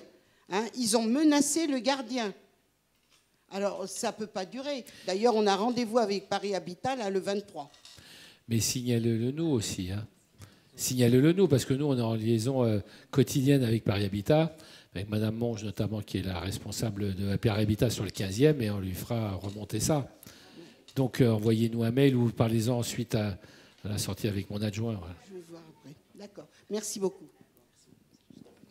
Bien sûr, c'est insupportable. Qui parle? Oui, bonsoir, monsieur le maire. Ça a l'air anecdotique parce que ça concerne plutôt les ordures vertes. Mais j'habite un petit jardin. Les déchets alimentaires? Non, oui, les déchets, voilà, c'est ça. Or, on m'a dit qu'il y avait un coin dans le 20e. Alors, je vais prendre ma voiture. Donc, côté écologie, c'est pas terrible pour apporter 2 gros sacs de feuilles. Donc, pas des déchets alimentaires, des sacs voilà, de feuilles. Ça. Ça, justement, on a déjà été saisi de ce sujet. Donc, Jean-Yves, oui, c'est pour les gens qui jardinent, quoi. Oui, c'est ça. Et il y en a de plus en plus, ces balcons. C'est ce qu'on souhaite, d'ailleurs. Les rez-de-chaussée, là, sur le long de... Alors vous allez dans le 20e? Non, non, moi je les mets dans ma je les mets dans la poubelle. Qu'est-ce que vous voulez faire? Bon, Jean-Yves Pinet. Alors, Éventuellement, le tennis, les accepte aussi. Le tennis, ils les acceptent? Sur ces déchets-là, je reverrai parce que effectivement, la ville s'est mal organisée. Il y a de plus en plus de gens qui jardinent et c'est du déchet spécifique. Alors, par exemple, quand vous avez la période des sapins, les sapins sont récupérés, broyés et effectivement, ça redevient du déchet vert. Et il faudrait effectivement qu'on prolonge ça dans les parcs et jardins et que c'est surtout là, d'ailleurs, que ça devrait être amené ces déchets verts qui deviennent effectivement du compost, puisque ça, c'est encore quelque chose de différent de ce qui est en train d'être mis en place, qui a été imposé aux communes en fin d'année dernière et qui devait être mis en application dès le 1er janvier. On avait 2 mois pour se retourner. C'est sur les biodéchets, là où effectivement, là, on est en train de regarder. Mais ceci dit, déchets, j'aurais plutôt tendance à vous dire, pour ne pas vous embêter, le biodéchet qui va être dégradé en compost, etc., si vraiment, plutôt que de le mettre dans vos déchets qui va être brûlé, mettez-le dans une corbeille quand vous en avez sur les marchés, puisque fatalement, si c'est des feuilles, des bouts de branches, etc., ça va devenir du compost, tout va être dégradé et ça ira avec les biodéchets aussi. Cela étant, c'est un sujet qui a déjà été évoqué. J'avais demandé qu'on puisse voir avec le service de la propreté ça. Je vais revérifier parce qu'il me semble quand même, j'ai un doute, hein, mais je veux être sûr, qu'à la déchetterie du quai d'ici, normalement, maintenant, ils les prennent. Hein. Oui, on a une déchetterie dans le 15e qui est sous le périph'. Vous voyez?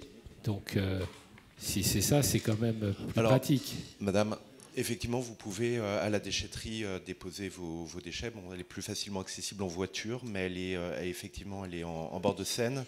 Faut y aller en voiture. Les particuliers peuvent le faire. En revanche, pas les entreprises qui ramassent les... Comment? Voilà, mais normalement, vous pouvez effectivement à la déchetterie. Autre intervention?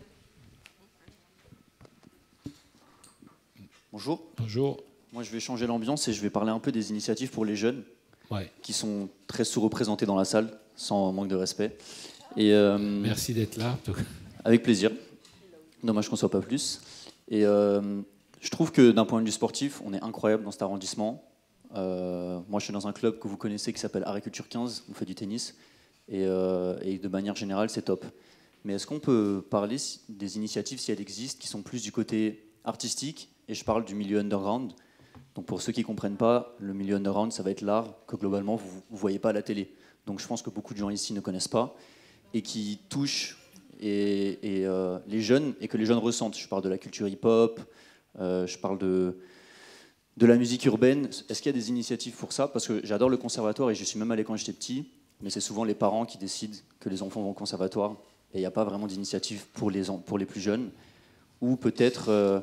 des initiatives peut-être qui sont plus pour la mise en avant des métiers du numérique. On sait que les enfants ils sont beaucoup sur les réseaux sociaux, ils ont des youtubeurs préférés, pourquoi ne pas leur apprendre à faire du montage, à parler devant une caméra? Je trouve qu'on n'a pas du tout d'initiative comme ça, pas dans l'arrondissement, même dans la ville de Paris. Et est-ce que c'est quelque chose qui pourrait être envisageable de mettre en avant? Alors déjà, on relance une initiative que nous avions mis en place après la Covid, qui est Innov 15. C'est-à-dire qu'en mairie, nous mettons en place plusieurs fois par semaine, une fois par mois, je rêvais, des équipements de ce type, du genre imprimante 3D, etc., pour les jeunes. D'ailleurs, la prochaine séance, c'est quand? Après-demain. Donc venez après-demain à la mairie. À quelle heure?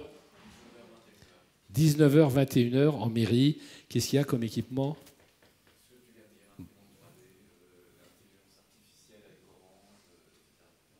Voilà. Et on a aussi équipé, par exemple, la médiathèque Yourcenar de caisses de réalité virtuelle, etc. Il y a un rayon, si je peux dire, spécial, avec justement des matériels, les équipements les plus récents, hein, de ce point de vue. Sur la musique, j'avais organisé il y a quelques années un festival hip-hop à la mairie du 15e, dans la salle des fêtes. Ça détonnait un peu d'ailleurs. Mais c'est vrai qu'on pourrait reprendre ça... parce que ça n'a pas été refait depuis lors, ça fait des années, effectivement. C'est vrai qu'en mairie, on fait plutôt des concerts plus traditionnels, disons. Mais oui, bien sûr, je suis tout à fait d'accord. On a... Oui, allez-y. Parce que je me permets de redire quelque chose, parce que ces initiatives imprimantes 3D, ce que vous avez expliqué, c'est très très bien, mais j'ai peut-être tort, mais ça se voit qu'elles ne sont pas pensées par des jeunes pour des jeunes. C'est... Ah, excusez-moi. Excusez-moi, je donne mon avis comme vous donnez le vôtre. Et oui, je trouve qu'elles sont nickel, et c'est pour des métiers d'avenir, et c'est créatif, donc c'est trop bien. Mais c'est pas quand je parlais de culture.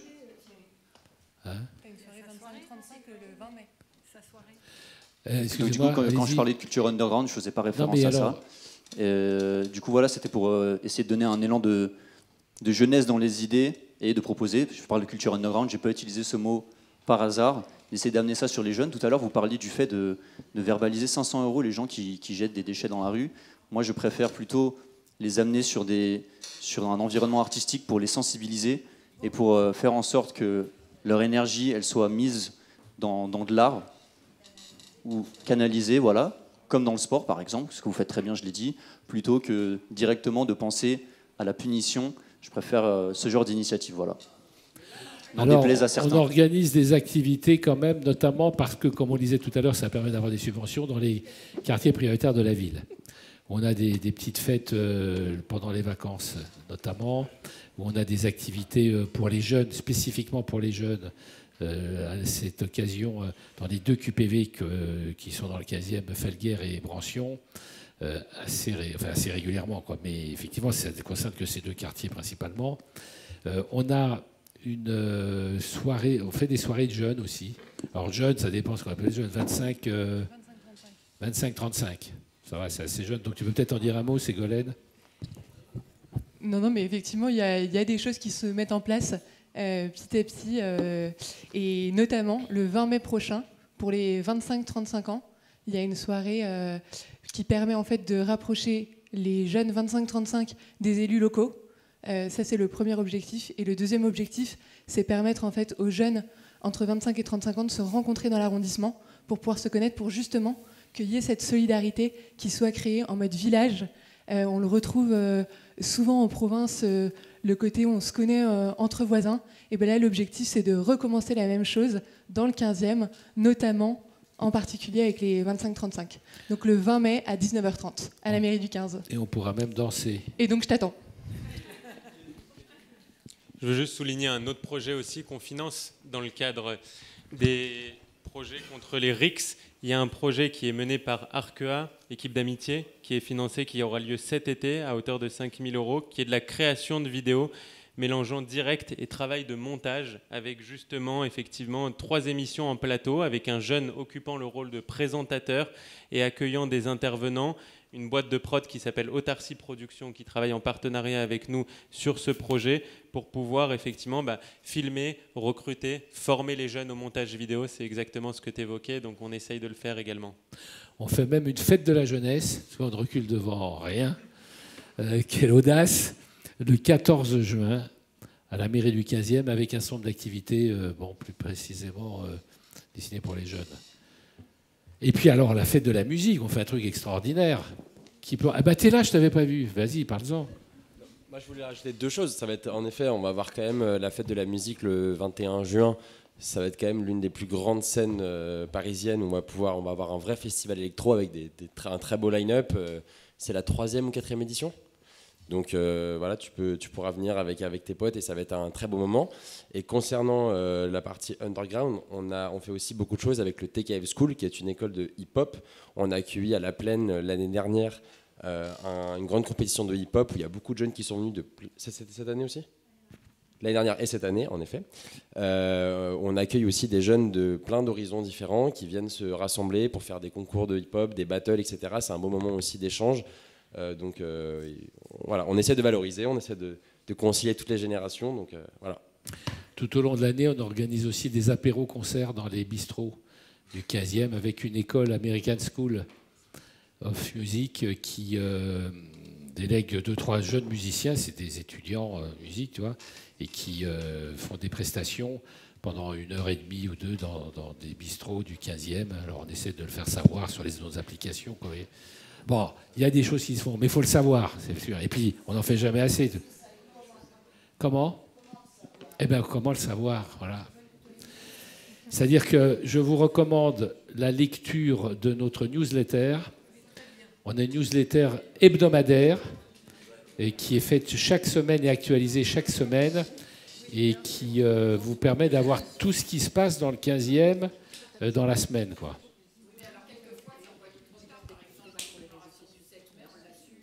Le 8. Ah oui, ben parce que oui, c'est... Madame. Non, je disais juste que la commémoration du 7 mai, on l'a su le jour même dans la newsletter, alors que c'est quelque chose que vous avez dû préparer depuis au moins des semaines. Ben donc oui, là, il y a eu un petit raté quand même. Oui, ben, il y en a sûrement. C'est dommage. Mais c'est une lettre très complète où il y a vraiment beaucoup d'informations sur ce qui se passe dans le 15e. Et le journal de la mairie qu'on aurait pu amener ici d'ailleurs, Paris 15, qui est normalement distribué dans les... Ah, il a été distribué, mais vous avez... Il est distribué à 100 et quelques mille exemplaires. Mais là, il paraît tous les 2 mois à peu près. Je reprends la parole une dernière fois, voilà. juste pour illustrer mon propos juste avant, quand je disais initiative par les jeunes pour les jeunes. Je pense que tout le monde dans la salle sera d'accord pour... Vous avez peut-être des enfants, des petits-enfants, même certains, pour vous dire que votre enfant ou petit-enfant qui a moins de 25 ans ne va jamais lire une newsletter. Il va falloir faire soit un truc sur les réseaux, Instagram, Snapchat, TikTok.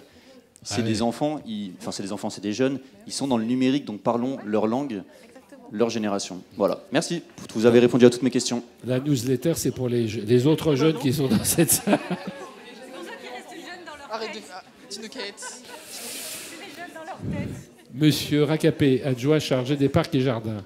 Oui, alors Madame monsieur, il s'avère que dans mon jeune âge, sous l'ancienne mandature, j'étais adjoint à la jeunesse. Maintenant, je suis adjoint aux parcs et jardins. Après, tu seras adjoint aux personnes âgées. Voilà, je suis comme tout le monde, je prends de l'âge. Néanmoins, effectivement, il y a un vrai point. Et effectivement, quand on a créé en 2014 la fête de la jeunesse, on s'est très rapidement rendu compte qu'on avait du mal à communiquer avec les jeunes cette catégorie de la population a tendance à encore moins se renseigner que les seniors ou les trentenaires ou les quadras. Voilà. Donc moi, ce que je pense, c'est... Alors, on avait essayé via Instagram et les réseaux sociaux. Les jeunes, clairement, ils préfèrent suivre d'autres personnes sur Instagram que le compte de la mairie du 15e. Il suffit d'ailleurs de regarder dans les... C'est moins fun. C'est une réalité. En revanche, avant de passer sur les parcs et jardins, clairement, je m'étais rendu compte que pour communiquer sur les actions, c'était via les jeunes en fait, qui ont des réseaux. Et c'est un jeune peut en ramener 15, 20. Voilà, donc en fait, si vous avez des... Alors, j'ai pas entendu l'association sportive ou l'association dans laquelle vous étiez. Agriculture 15. Voilà, j'avais pas entendu. N'hésitez pas à ramener, éventuellement, à être des relais. Je pense que c'est le meilleur moyen. Chantal Rolgen, adjointe chargée d'éducation. Oui. Je voulais vous dire aussi qu'en tant que jeune, il est important que vous fassiez connaître les chèques vacances. Parce que, voilà, on y était ensemble à la précédente mandature. Alors, je suis toujours à cette commission chèques vacances. C'est une initiative mairie de Paris, relayée par nous, où les jeunes de 18 à 30 ans peuvent bénéficier de 200 € quand ils présentent un projet pour partir en vacances, seul, en autonomie. Il faut 2 nuitées, mais ça peut être intéressant, voilà. Et il y a une commission. Et je voulais vous dire aussi que les enregistrements radiophoniques et tout, eh bien on le fait alors pour des très jeunes, dans une opération qui s'appelle Tous au collège, pendant les vacances, où les jeunes des collèges bénéficient avec les animateurs de la ville de Paris d'initiation radiophonique, danse, etc. C'est une journée complète, le matin avec du soutien scolaire et l'après-midi avec des activités, comme vous le disiez. Autre sujet, madame, qui prend la parole? Alors, pour rejoindre donc, voilà, tout ce que vous avez dit, c'est très pertinent. Je pense que peut-être dans chaque quartier, mettre des personnes relais qui sauront, donc des personnes qui vont informer tous les voilà, festivités, toutes les informations que les jeunes ne savent pas voilà, via tous ces magazines. Est-ce que ce ne serait pas l'idéal, en fait? Oui, d'ailleurs, ça peut être le rôle aussi des conseils de quartier, hein, puisqu'on a des référents dans chaque conseil de quartier, référent sécurité, référent ceci, cela, référent propreté, référent animation du quartier. Parce qu'on a aussi d'ailleurs des petites fêtes de quartier que nous finançons, des choses comme ça. C'est une bonne idée. Oui. Madame Moraxi, adjoint chargé des sports. Alors oui, en fait, je voulais apporter quelques précisions parce que justement, moi, je trouve effectivement tes remarques très pertinentes et on connaît très bien Agriculture 15. Mais justement, en fait, c'est vrai que le plus important, c'est de ramener les gens vers l'information. Et au-delà de la newsletter, au-delà du format de l'information, l'idée, c'est de ramener le plus souvent les gens, de les habituer à venir vers la mairie. Parce que c'est là où il y a le plus d'informations, où il y a le plus de rencontres, etc. Et donc, je voulais quand même ajouter que Monsieur le maire a tenu depuis la fin des JO à garder en fait une ambiance festive et sportive dans le 15e, en organisant notamment les dimanches sport 15. Donc, une fois par mois, vous avez en fait toute une journée sportive sur le parvis de la mairie, parce qu'on a quand même la chance d'avoir un très beau parvis. Et en fait, c'est aussi parfois juste en traversant le quartier que vous vous rendez compte de toutes les animations qu'il y a sur place. Vous avez toujours à l'extérieur un petit accueil où vous avez toutes les brochures, etc. Et je sais pertinemment qu'il y a beaucoup de personnes qui se rendent compte en fait justement de tout ce qui est organisé à la mairie et dans le quartier grâce à cela. Et d'ailleurs, justement, le président d'Agriculture 15, Freddy Chabran, m'avait envoyé une petite photo dimanche dernier parce qu'il était passé au Dimanche Sport 15 et qu'il trouvait ça super. Et je sais qu'il va communiquer là-dessus. Donc voilà, petite anecdote qui fait aussi le lien avec Agriculture. C'est une très bonne association, très ancienne du 15e. Oui. Oui, je voulais revenir là sur notre objectif, améliorer la qualité de vie de ses habitants. Donc, dans cet ordre d'esprit et surtout des familles, c'est très bien ce que vous faites, ce que vous installez comme sport sur le parvis de la mairie ou à l'intérieur. Est-ce qu'on pourrait imaginer un prolongement dans la rue Péclet, qui est juste en face, qui est barrée depuis 2-3 ans? Bien sûr. Est-ce qu'on pourrait, par exemple, concevoir une Ludomove? Alors, pour ceux qui ne savent pas ce que c'est un conteneur qui on peut sortir quand il fait beau, des chaises, des tables. C'est intergénérationnel et en même temps c'est aux horaires scolaires, donc ça ne dérange pas dans la journée, et ça peut être le week-end ou pendant les vacances scolaires. Donc, et ça pourrait servir aussi pour la fête des familles, qui est toujours très populaire et qui a beaucoup qui a lieu prochainement d'ailleurs. Tout à fait. Voilà. Alors sur la Ludomove, alors actuellement on n'en a qu'une qui nous est prêtée par la ville de Paris. Elle est rue Bartholomé, dans le quartier prioritaire de la ville, où elle a un gros succès d'ailleurs. Mais bon, c'est là qu'on la met parce qu'on la met dans les QPV, dans les secteurs prioritaires de la ville. Mais ce que je peux dire pour répondre, c'est que cet été, on va accueillir la Ludomove sur le parvis, effectivement. Elle sera même sur le parvis pendant tout l'été. Cela étant, ça n'empêche pas que nous avons ce projet aussi de végétalisation même et d'animation sur ce morceau de rue qui a été transformé en impasse, mais que je n'ai pas les crédits aujourd'hui pour l'aménager. Sinon, bien sûr, cette impasse n'a pas pour vocation d'accueillir du stationnement de voitures, mais d'être un petit espace végétalisé. Et dans le même ordre d'esprit, par exemple, vous avez le long de Adolphe Cherriou. Si on met un sens interdit au niveau de la rue Bosset, où il y a 4 numéros, du coup, les piétons peuvent aller sur la voie. Et attendez, ça évite justement d'être coincés entre le square et les grilles des arbres, qui sont toujours plus ou moins branquignolantes. On a une station, un parking. Il y a un parking qui sort là aussi. Un parking? Oui, de sortie de parking. Non, parce que vous ne pouvez pas remonter de la rue Blomet, vous ne pouvez pas remonter jusqu'à Vaugirard. Vous pouvez pas. Vous pouvez prendre par la rue Bosset, c'est-à-dire la rue Maublanc. Vous prenez la rue Bosset où il y a 4 numéros. Oui, alors quelle était la proposition? Et bien justement, si vous mettez un sens interdit à la rue Bosset, vous interdisez en fait les voitures qui remontent la rue de Adolphe Cherriou, le long d'Adolphe Cherriou, pour rejoindre la rue Vaugirard. Et en fait, ces voitures, elles passent par là uniquement pour éviter le feu rouge qui se trouve rue Vaugirard. Mais on a fait un référendum rue Bosset. C'est pas rue Bosset. C'est 4 numéros. Rue Carcel. Oui, non, c'est Carcel, tout le monde était contre. Mais la rue Bosset, justement, c'est celle-là qu'on demande parce que du coup, ça libère Adolphe Cherriou et justement, les piétons peuvent se l'approprier. Ça, c'était juste une remarque pour l'amélioration de la vie des habitants. Et j'en profite, c'est une petite parenthèse. Pour les familles, est-ce qu'on ne pourrait pas donner un peu plus de pelouse pour les enfants et pour les familles? Parce que si vous allez au square Violet, franchement, la pelouse principale, c'est soi-disant de la biodiversité, c'est très bien, hein, mais n'empêche que qu'est-ce qu'on fait des enfants? Qu'est-ce qu'on fait? Donc, est-ce qu'on ne pourrait pas mettre la biodiversité près des grilles, par exemple? Mais laisser au moins les pelouses, rendez-nous des pelouses. Donc c'est vraiment ça. Et pendant que j'y suis, la dernière chose, c'était pour l'amélioration toujours de la vie des habitants, c'est concernant l'amélioration des PMR en particulier. Dans le 15e, il y a énormément de chantiers, et c'est vrai qu'il n'y a pas que le 15e, mais là, en ce moment, il y en a énormément. Quand il y a des chantiers, il n'y a rien de prévu pour les PMR. Je vous donne un exemple, le 217 rue de la Croix-Nivert, c'est juste à côté. Il y a des travaux, il y a un superbe passage avec des belles lignes jaunes, mais il n'y a absolument pas de pan incliné pour le PMR. Donc, qu'on m'explique comment fait un fauteuil roulant. Donc, on en a parlé à la mairie de Paris qui nous a proposé, enfin qui a dit, qu'elle allait changer l'autorisation d'occupation.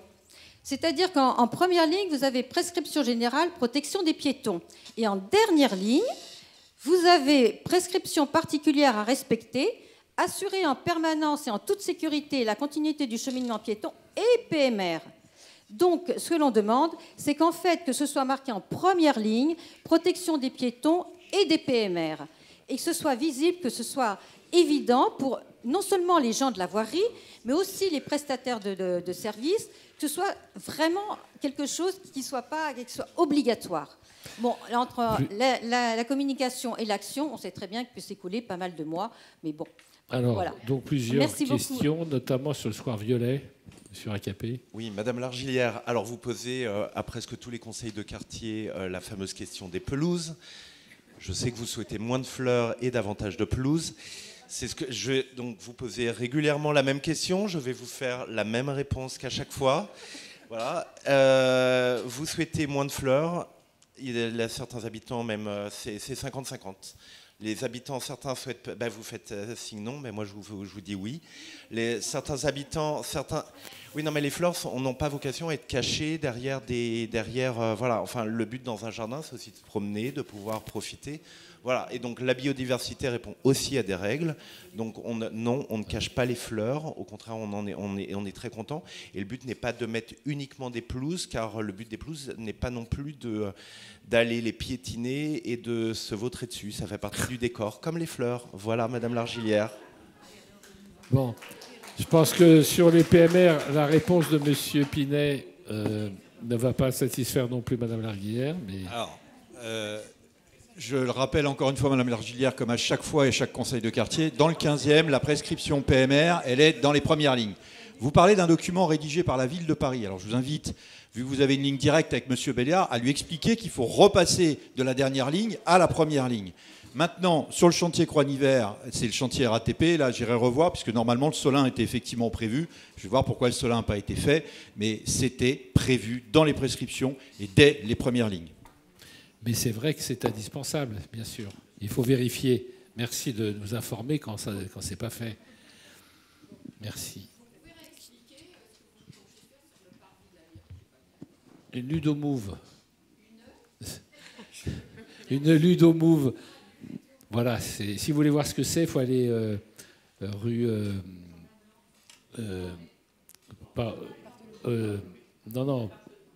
à Bartholomé. C'est très très bien. C'est une petite... c'est un véhicule quoi, qui est aménagé avec à l'intérieur des livres, des jeux, etc. Puis qui installe une terrasse avec des parasols. Hein ? Une ludothèque, oui, vous appelez ludomove parce que ça bouge, mais c'est une ludothèque, oui, enfin pour tous les âges d'ailleurs.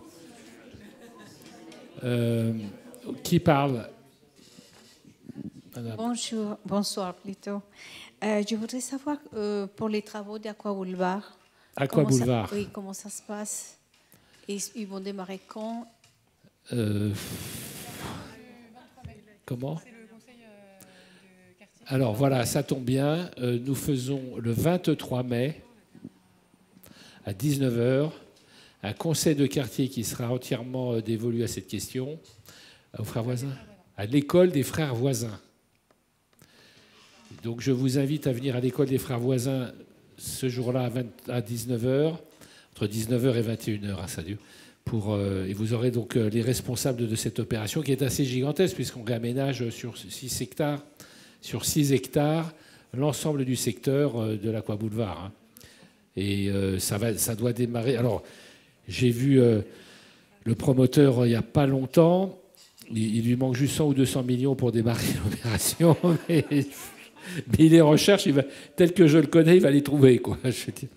Mais vous voyez, alors, l'idée, c'est de réaménager d'abord la place de la porte de Sèvres, quand évidemment le terminus du T2 reviendra sur la porte de Versailles, parce que là, c'est un fatras, un chaos urbain épouvantable. Il y a des flux de véhicules, de piétons, le tramway, enfin, c'est ni fait ni à faire. Donc, d'aménager ça en place de ville. Là, vous avez l'entrée de l'Aqua Boulevard par le Décathlon. Vous voyez, les couvertes, elles seraient détruites. Et à la place, c'est une rue piétonne qui partirait de là pour aller dans la direction des Frères Voisins. Sur la droite de cette allée, il y aurait la reconstruction de la Croix Boulevard, pour faire bref. Et sur la gauche, entre cette partie-là et la rue du colonel Pierre-Avia, avec 2 rues perpendiculaires de surcroît, 2 pâtés de maisons, avec des immeubles normaux, j'allais dire, avec des commerces en pied d'immeubles, qui permettront d'avoir 2 pâtés de maisons d'urbanisme parisien. Et une placette au milieu de cette rue piétonne que j'évoquais, à mi-distance entre la place de la Porte de Sèvres et les Frères Voisins, de la taille de la Contrescarpe, par exemple, donc c'est pas mal, avec sur cette place donnerait l'entrée de l'Aqua Boulevard, l'entrée des cinémas. Alors ça ne sera plus des cinémas Pathé, parce que Pathé est parti, mais ce sera d'autres cinémas, des bistrots. Et tout le long de cette rue piétonne, il y aura des commerces en pied d'immeuble. Voilà, donc c'est une grosse opération qui va s'échelonner sur entre 2 et 3 ans. Et c'est des constructions qui vont aller assez rapidement parce que c'est principalement en bois quand même, comme on fait maintenant. Voilà, mais venez, vous en saurez bien davantage. 21 mai. Non. Non. Autre intervention? Eh bien, écoutez, s'il n'y en a pas d'autres... Ah, monsieur.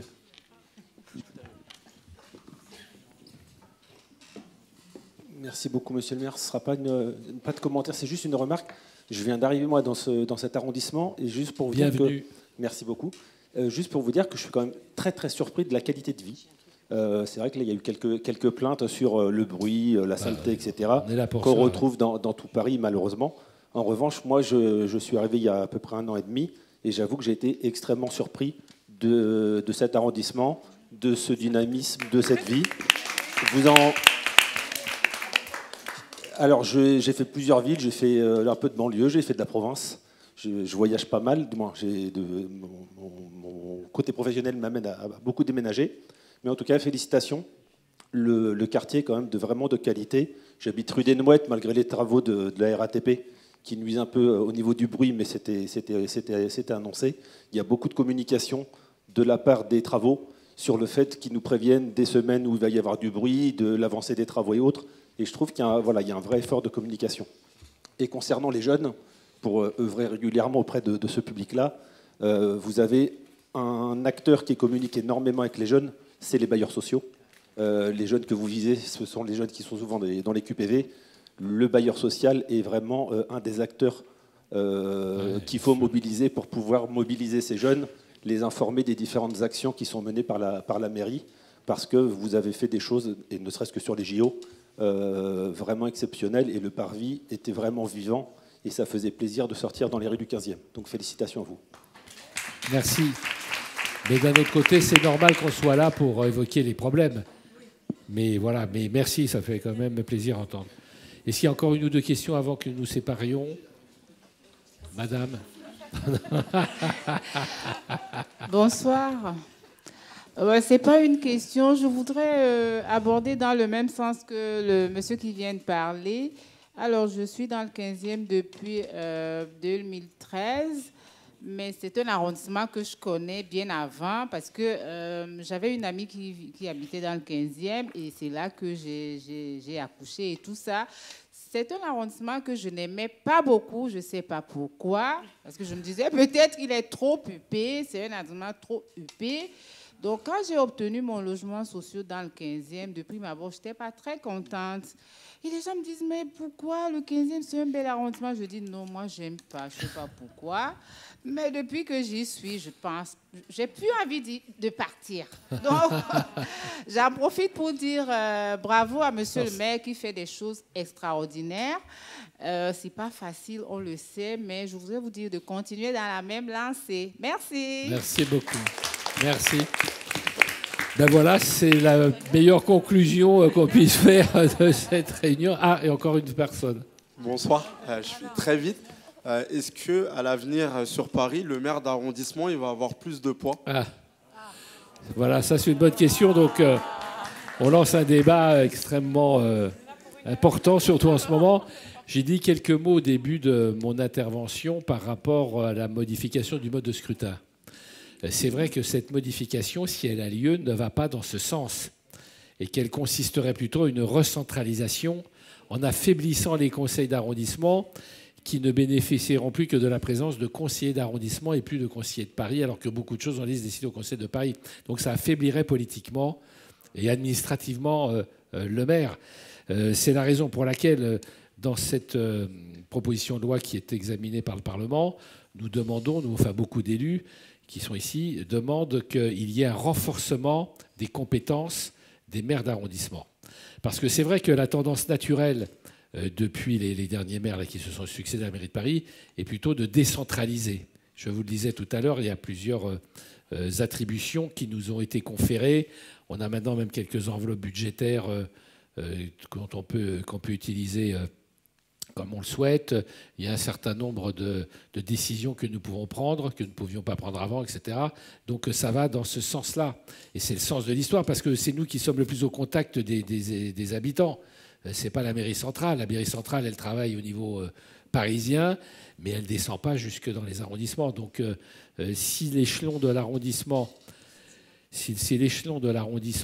était affaibli ou supprimé, ça affaiblirait la démocratie de proximité, finalement.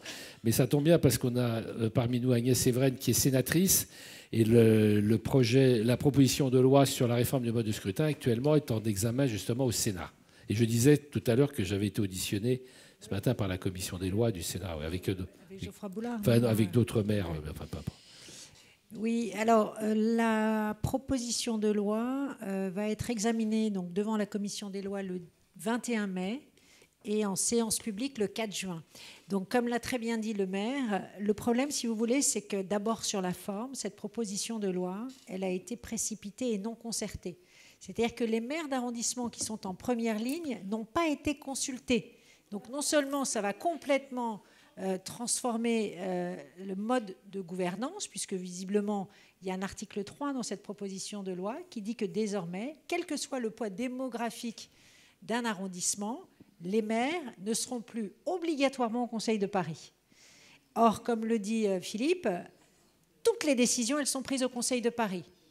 Donc ça, c'est la première chose, c'est que ça va éloigner les électeurs en fait de leur maire d'arrondissement. Et pour nous, la proximité, c'est l'ADN en fait de ce qui fait l'efficacité en fait des mairies. C'est ça, la proximité. Donc là, la première chose, c'est que on a trouvé ça profondément surprenant de savoir que les maires d'arrondissement devront gratter à la porte du Conseil de Paris pour y siéger quand une délibération les concerne. Et quand on a demandé à l'auteur de cette proposition de loi comment se fait-il qu'un maire qui pèse 235 000 habitants ne siégera plus au Conseil de Paris, il nous a répondu « Ne vous inquiétez pas, on maintiendra tout de même son indemnité ». Le sujet, il n'a strictement rien à voir.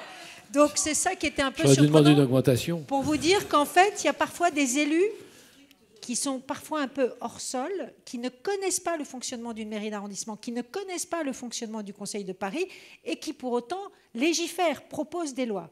Donc ça, c'est la première chose. La deuxième, je tiens à le dire, nous, on n'était pas opposés à la modification du mode de scrutin pour que Paris, Lyon et Marseille entrent dans le droit commun et qu'on puisse voter directement. Sauf que dans le code électoral, il y a une disposition qui dit qu'on ne peut pas toucher à la modification d'un mode de scrutin à 1 an d'une élection, parce que sinon ça fait un peu tripatouillage, voyez. Et la troisième chose, c'est quand Philippe Goujon siège au Conseil de Paris, il est fort, pardon, je tourne le dos, Philippe, mais il est fort de ses 18 conseillers de Paris, puisque au conseil, en fait, dans chaque conseil d'arrondissement, on est nombreux en fonction, c'est proportionnel au nombre d'habitants. Donc le conseil de Paris, c'est 163 conseillers de Paris, dont 18 du 15e, ce qui est énorme. Pourquoi? Parce que c'est 235 000 habitants. Or là, désormais, avec cette nouvelle proposition de loi, les poids démographiques ne comptera pas au Conseil de Paris.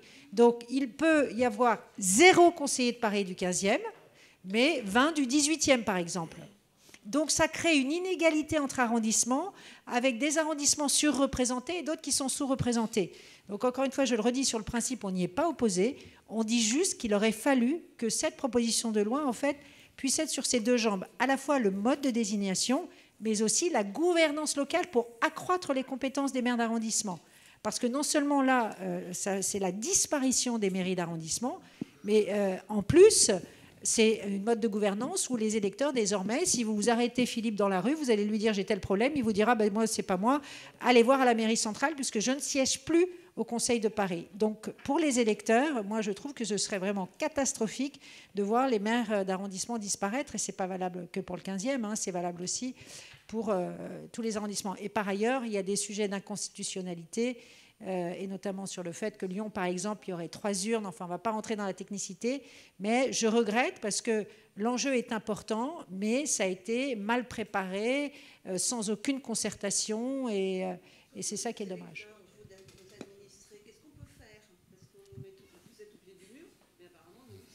Absolument. Ben, écoutez, là, ça se passe au Parlement, donc c'est aux sénateurs désormais.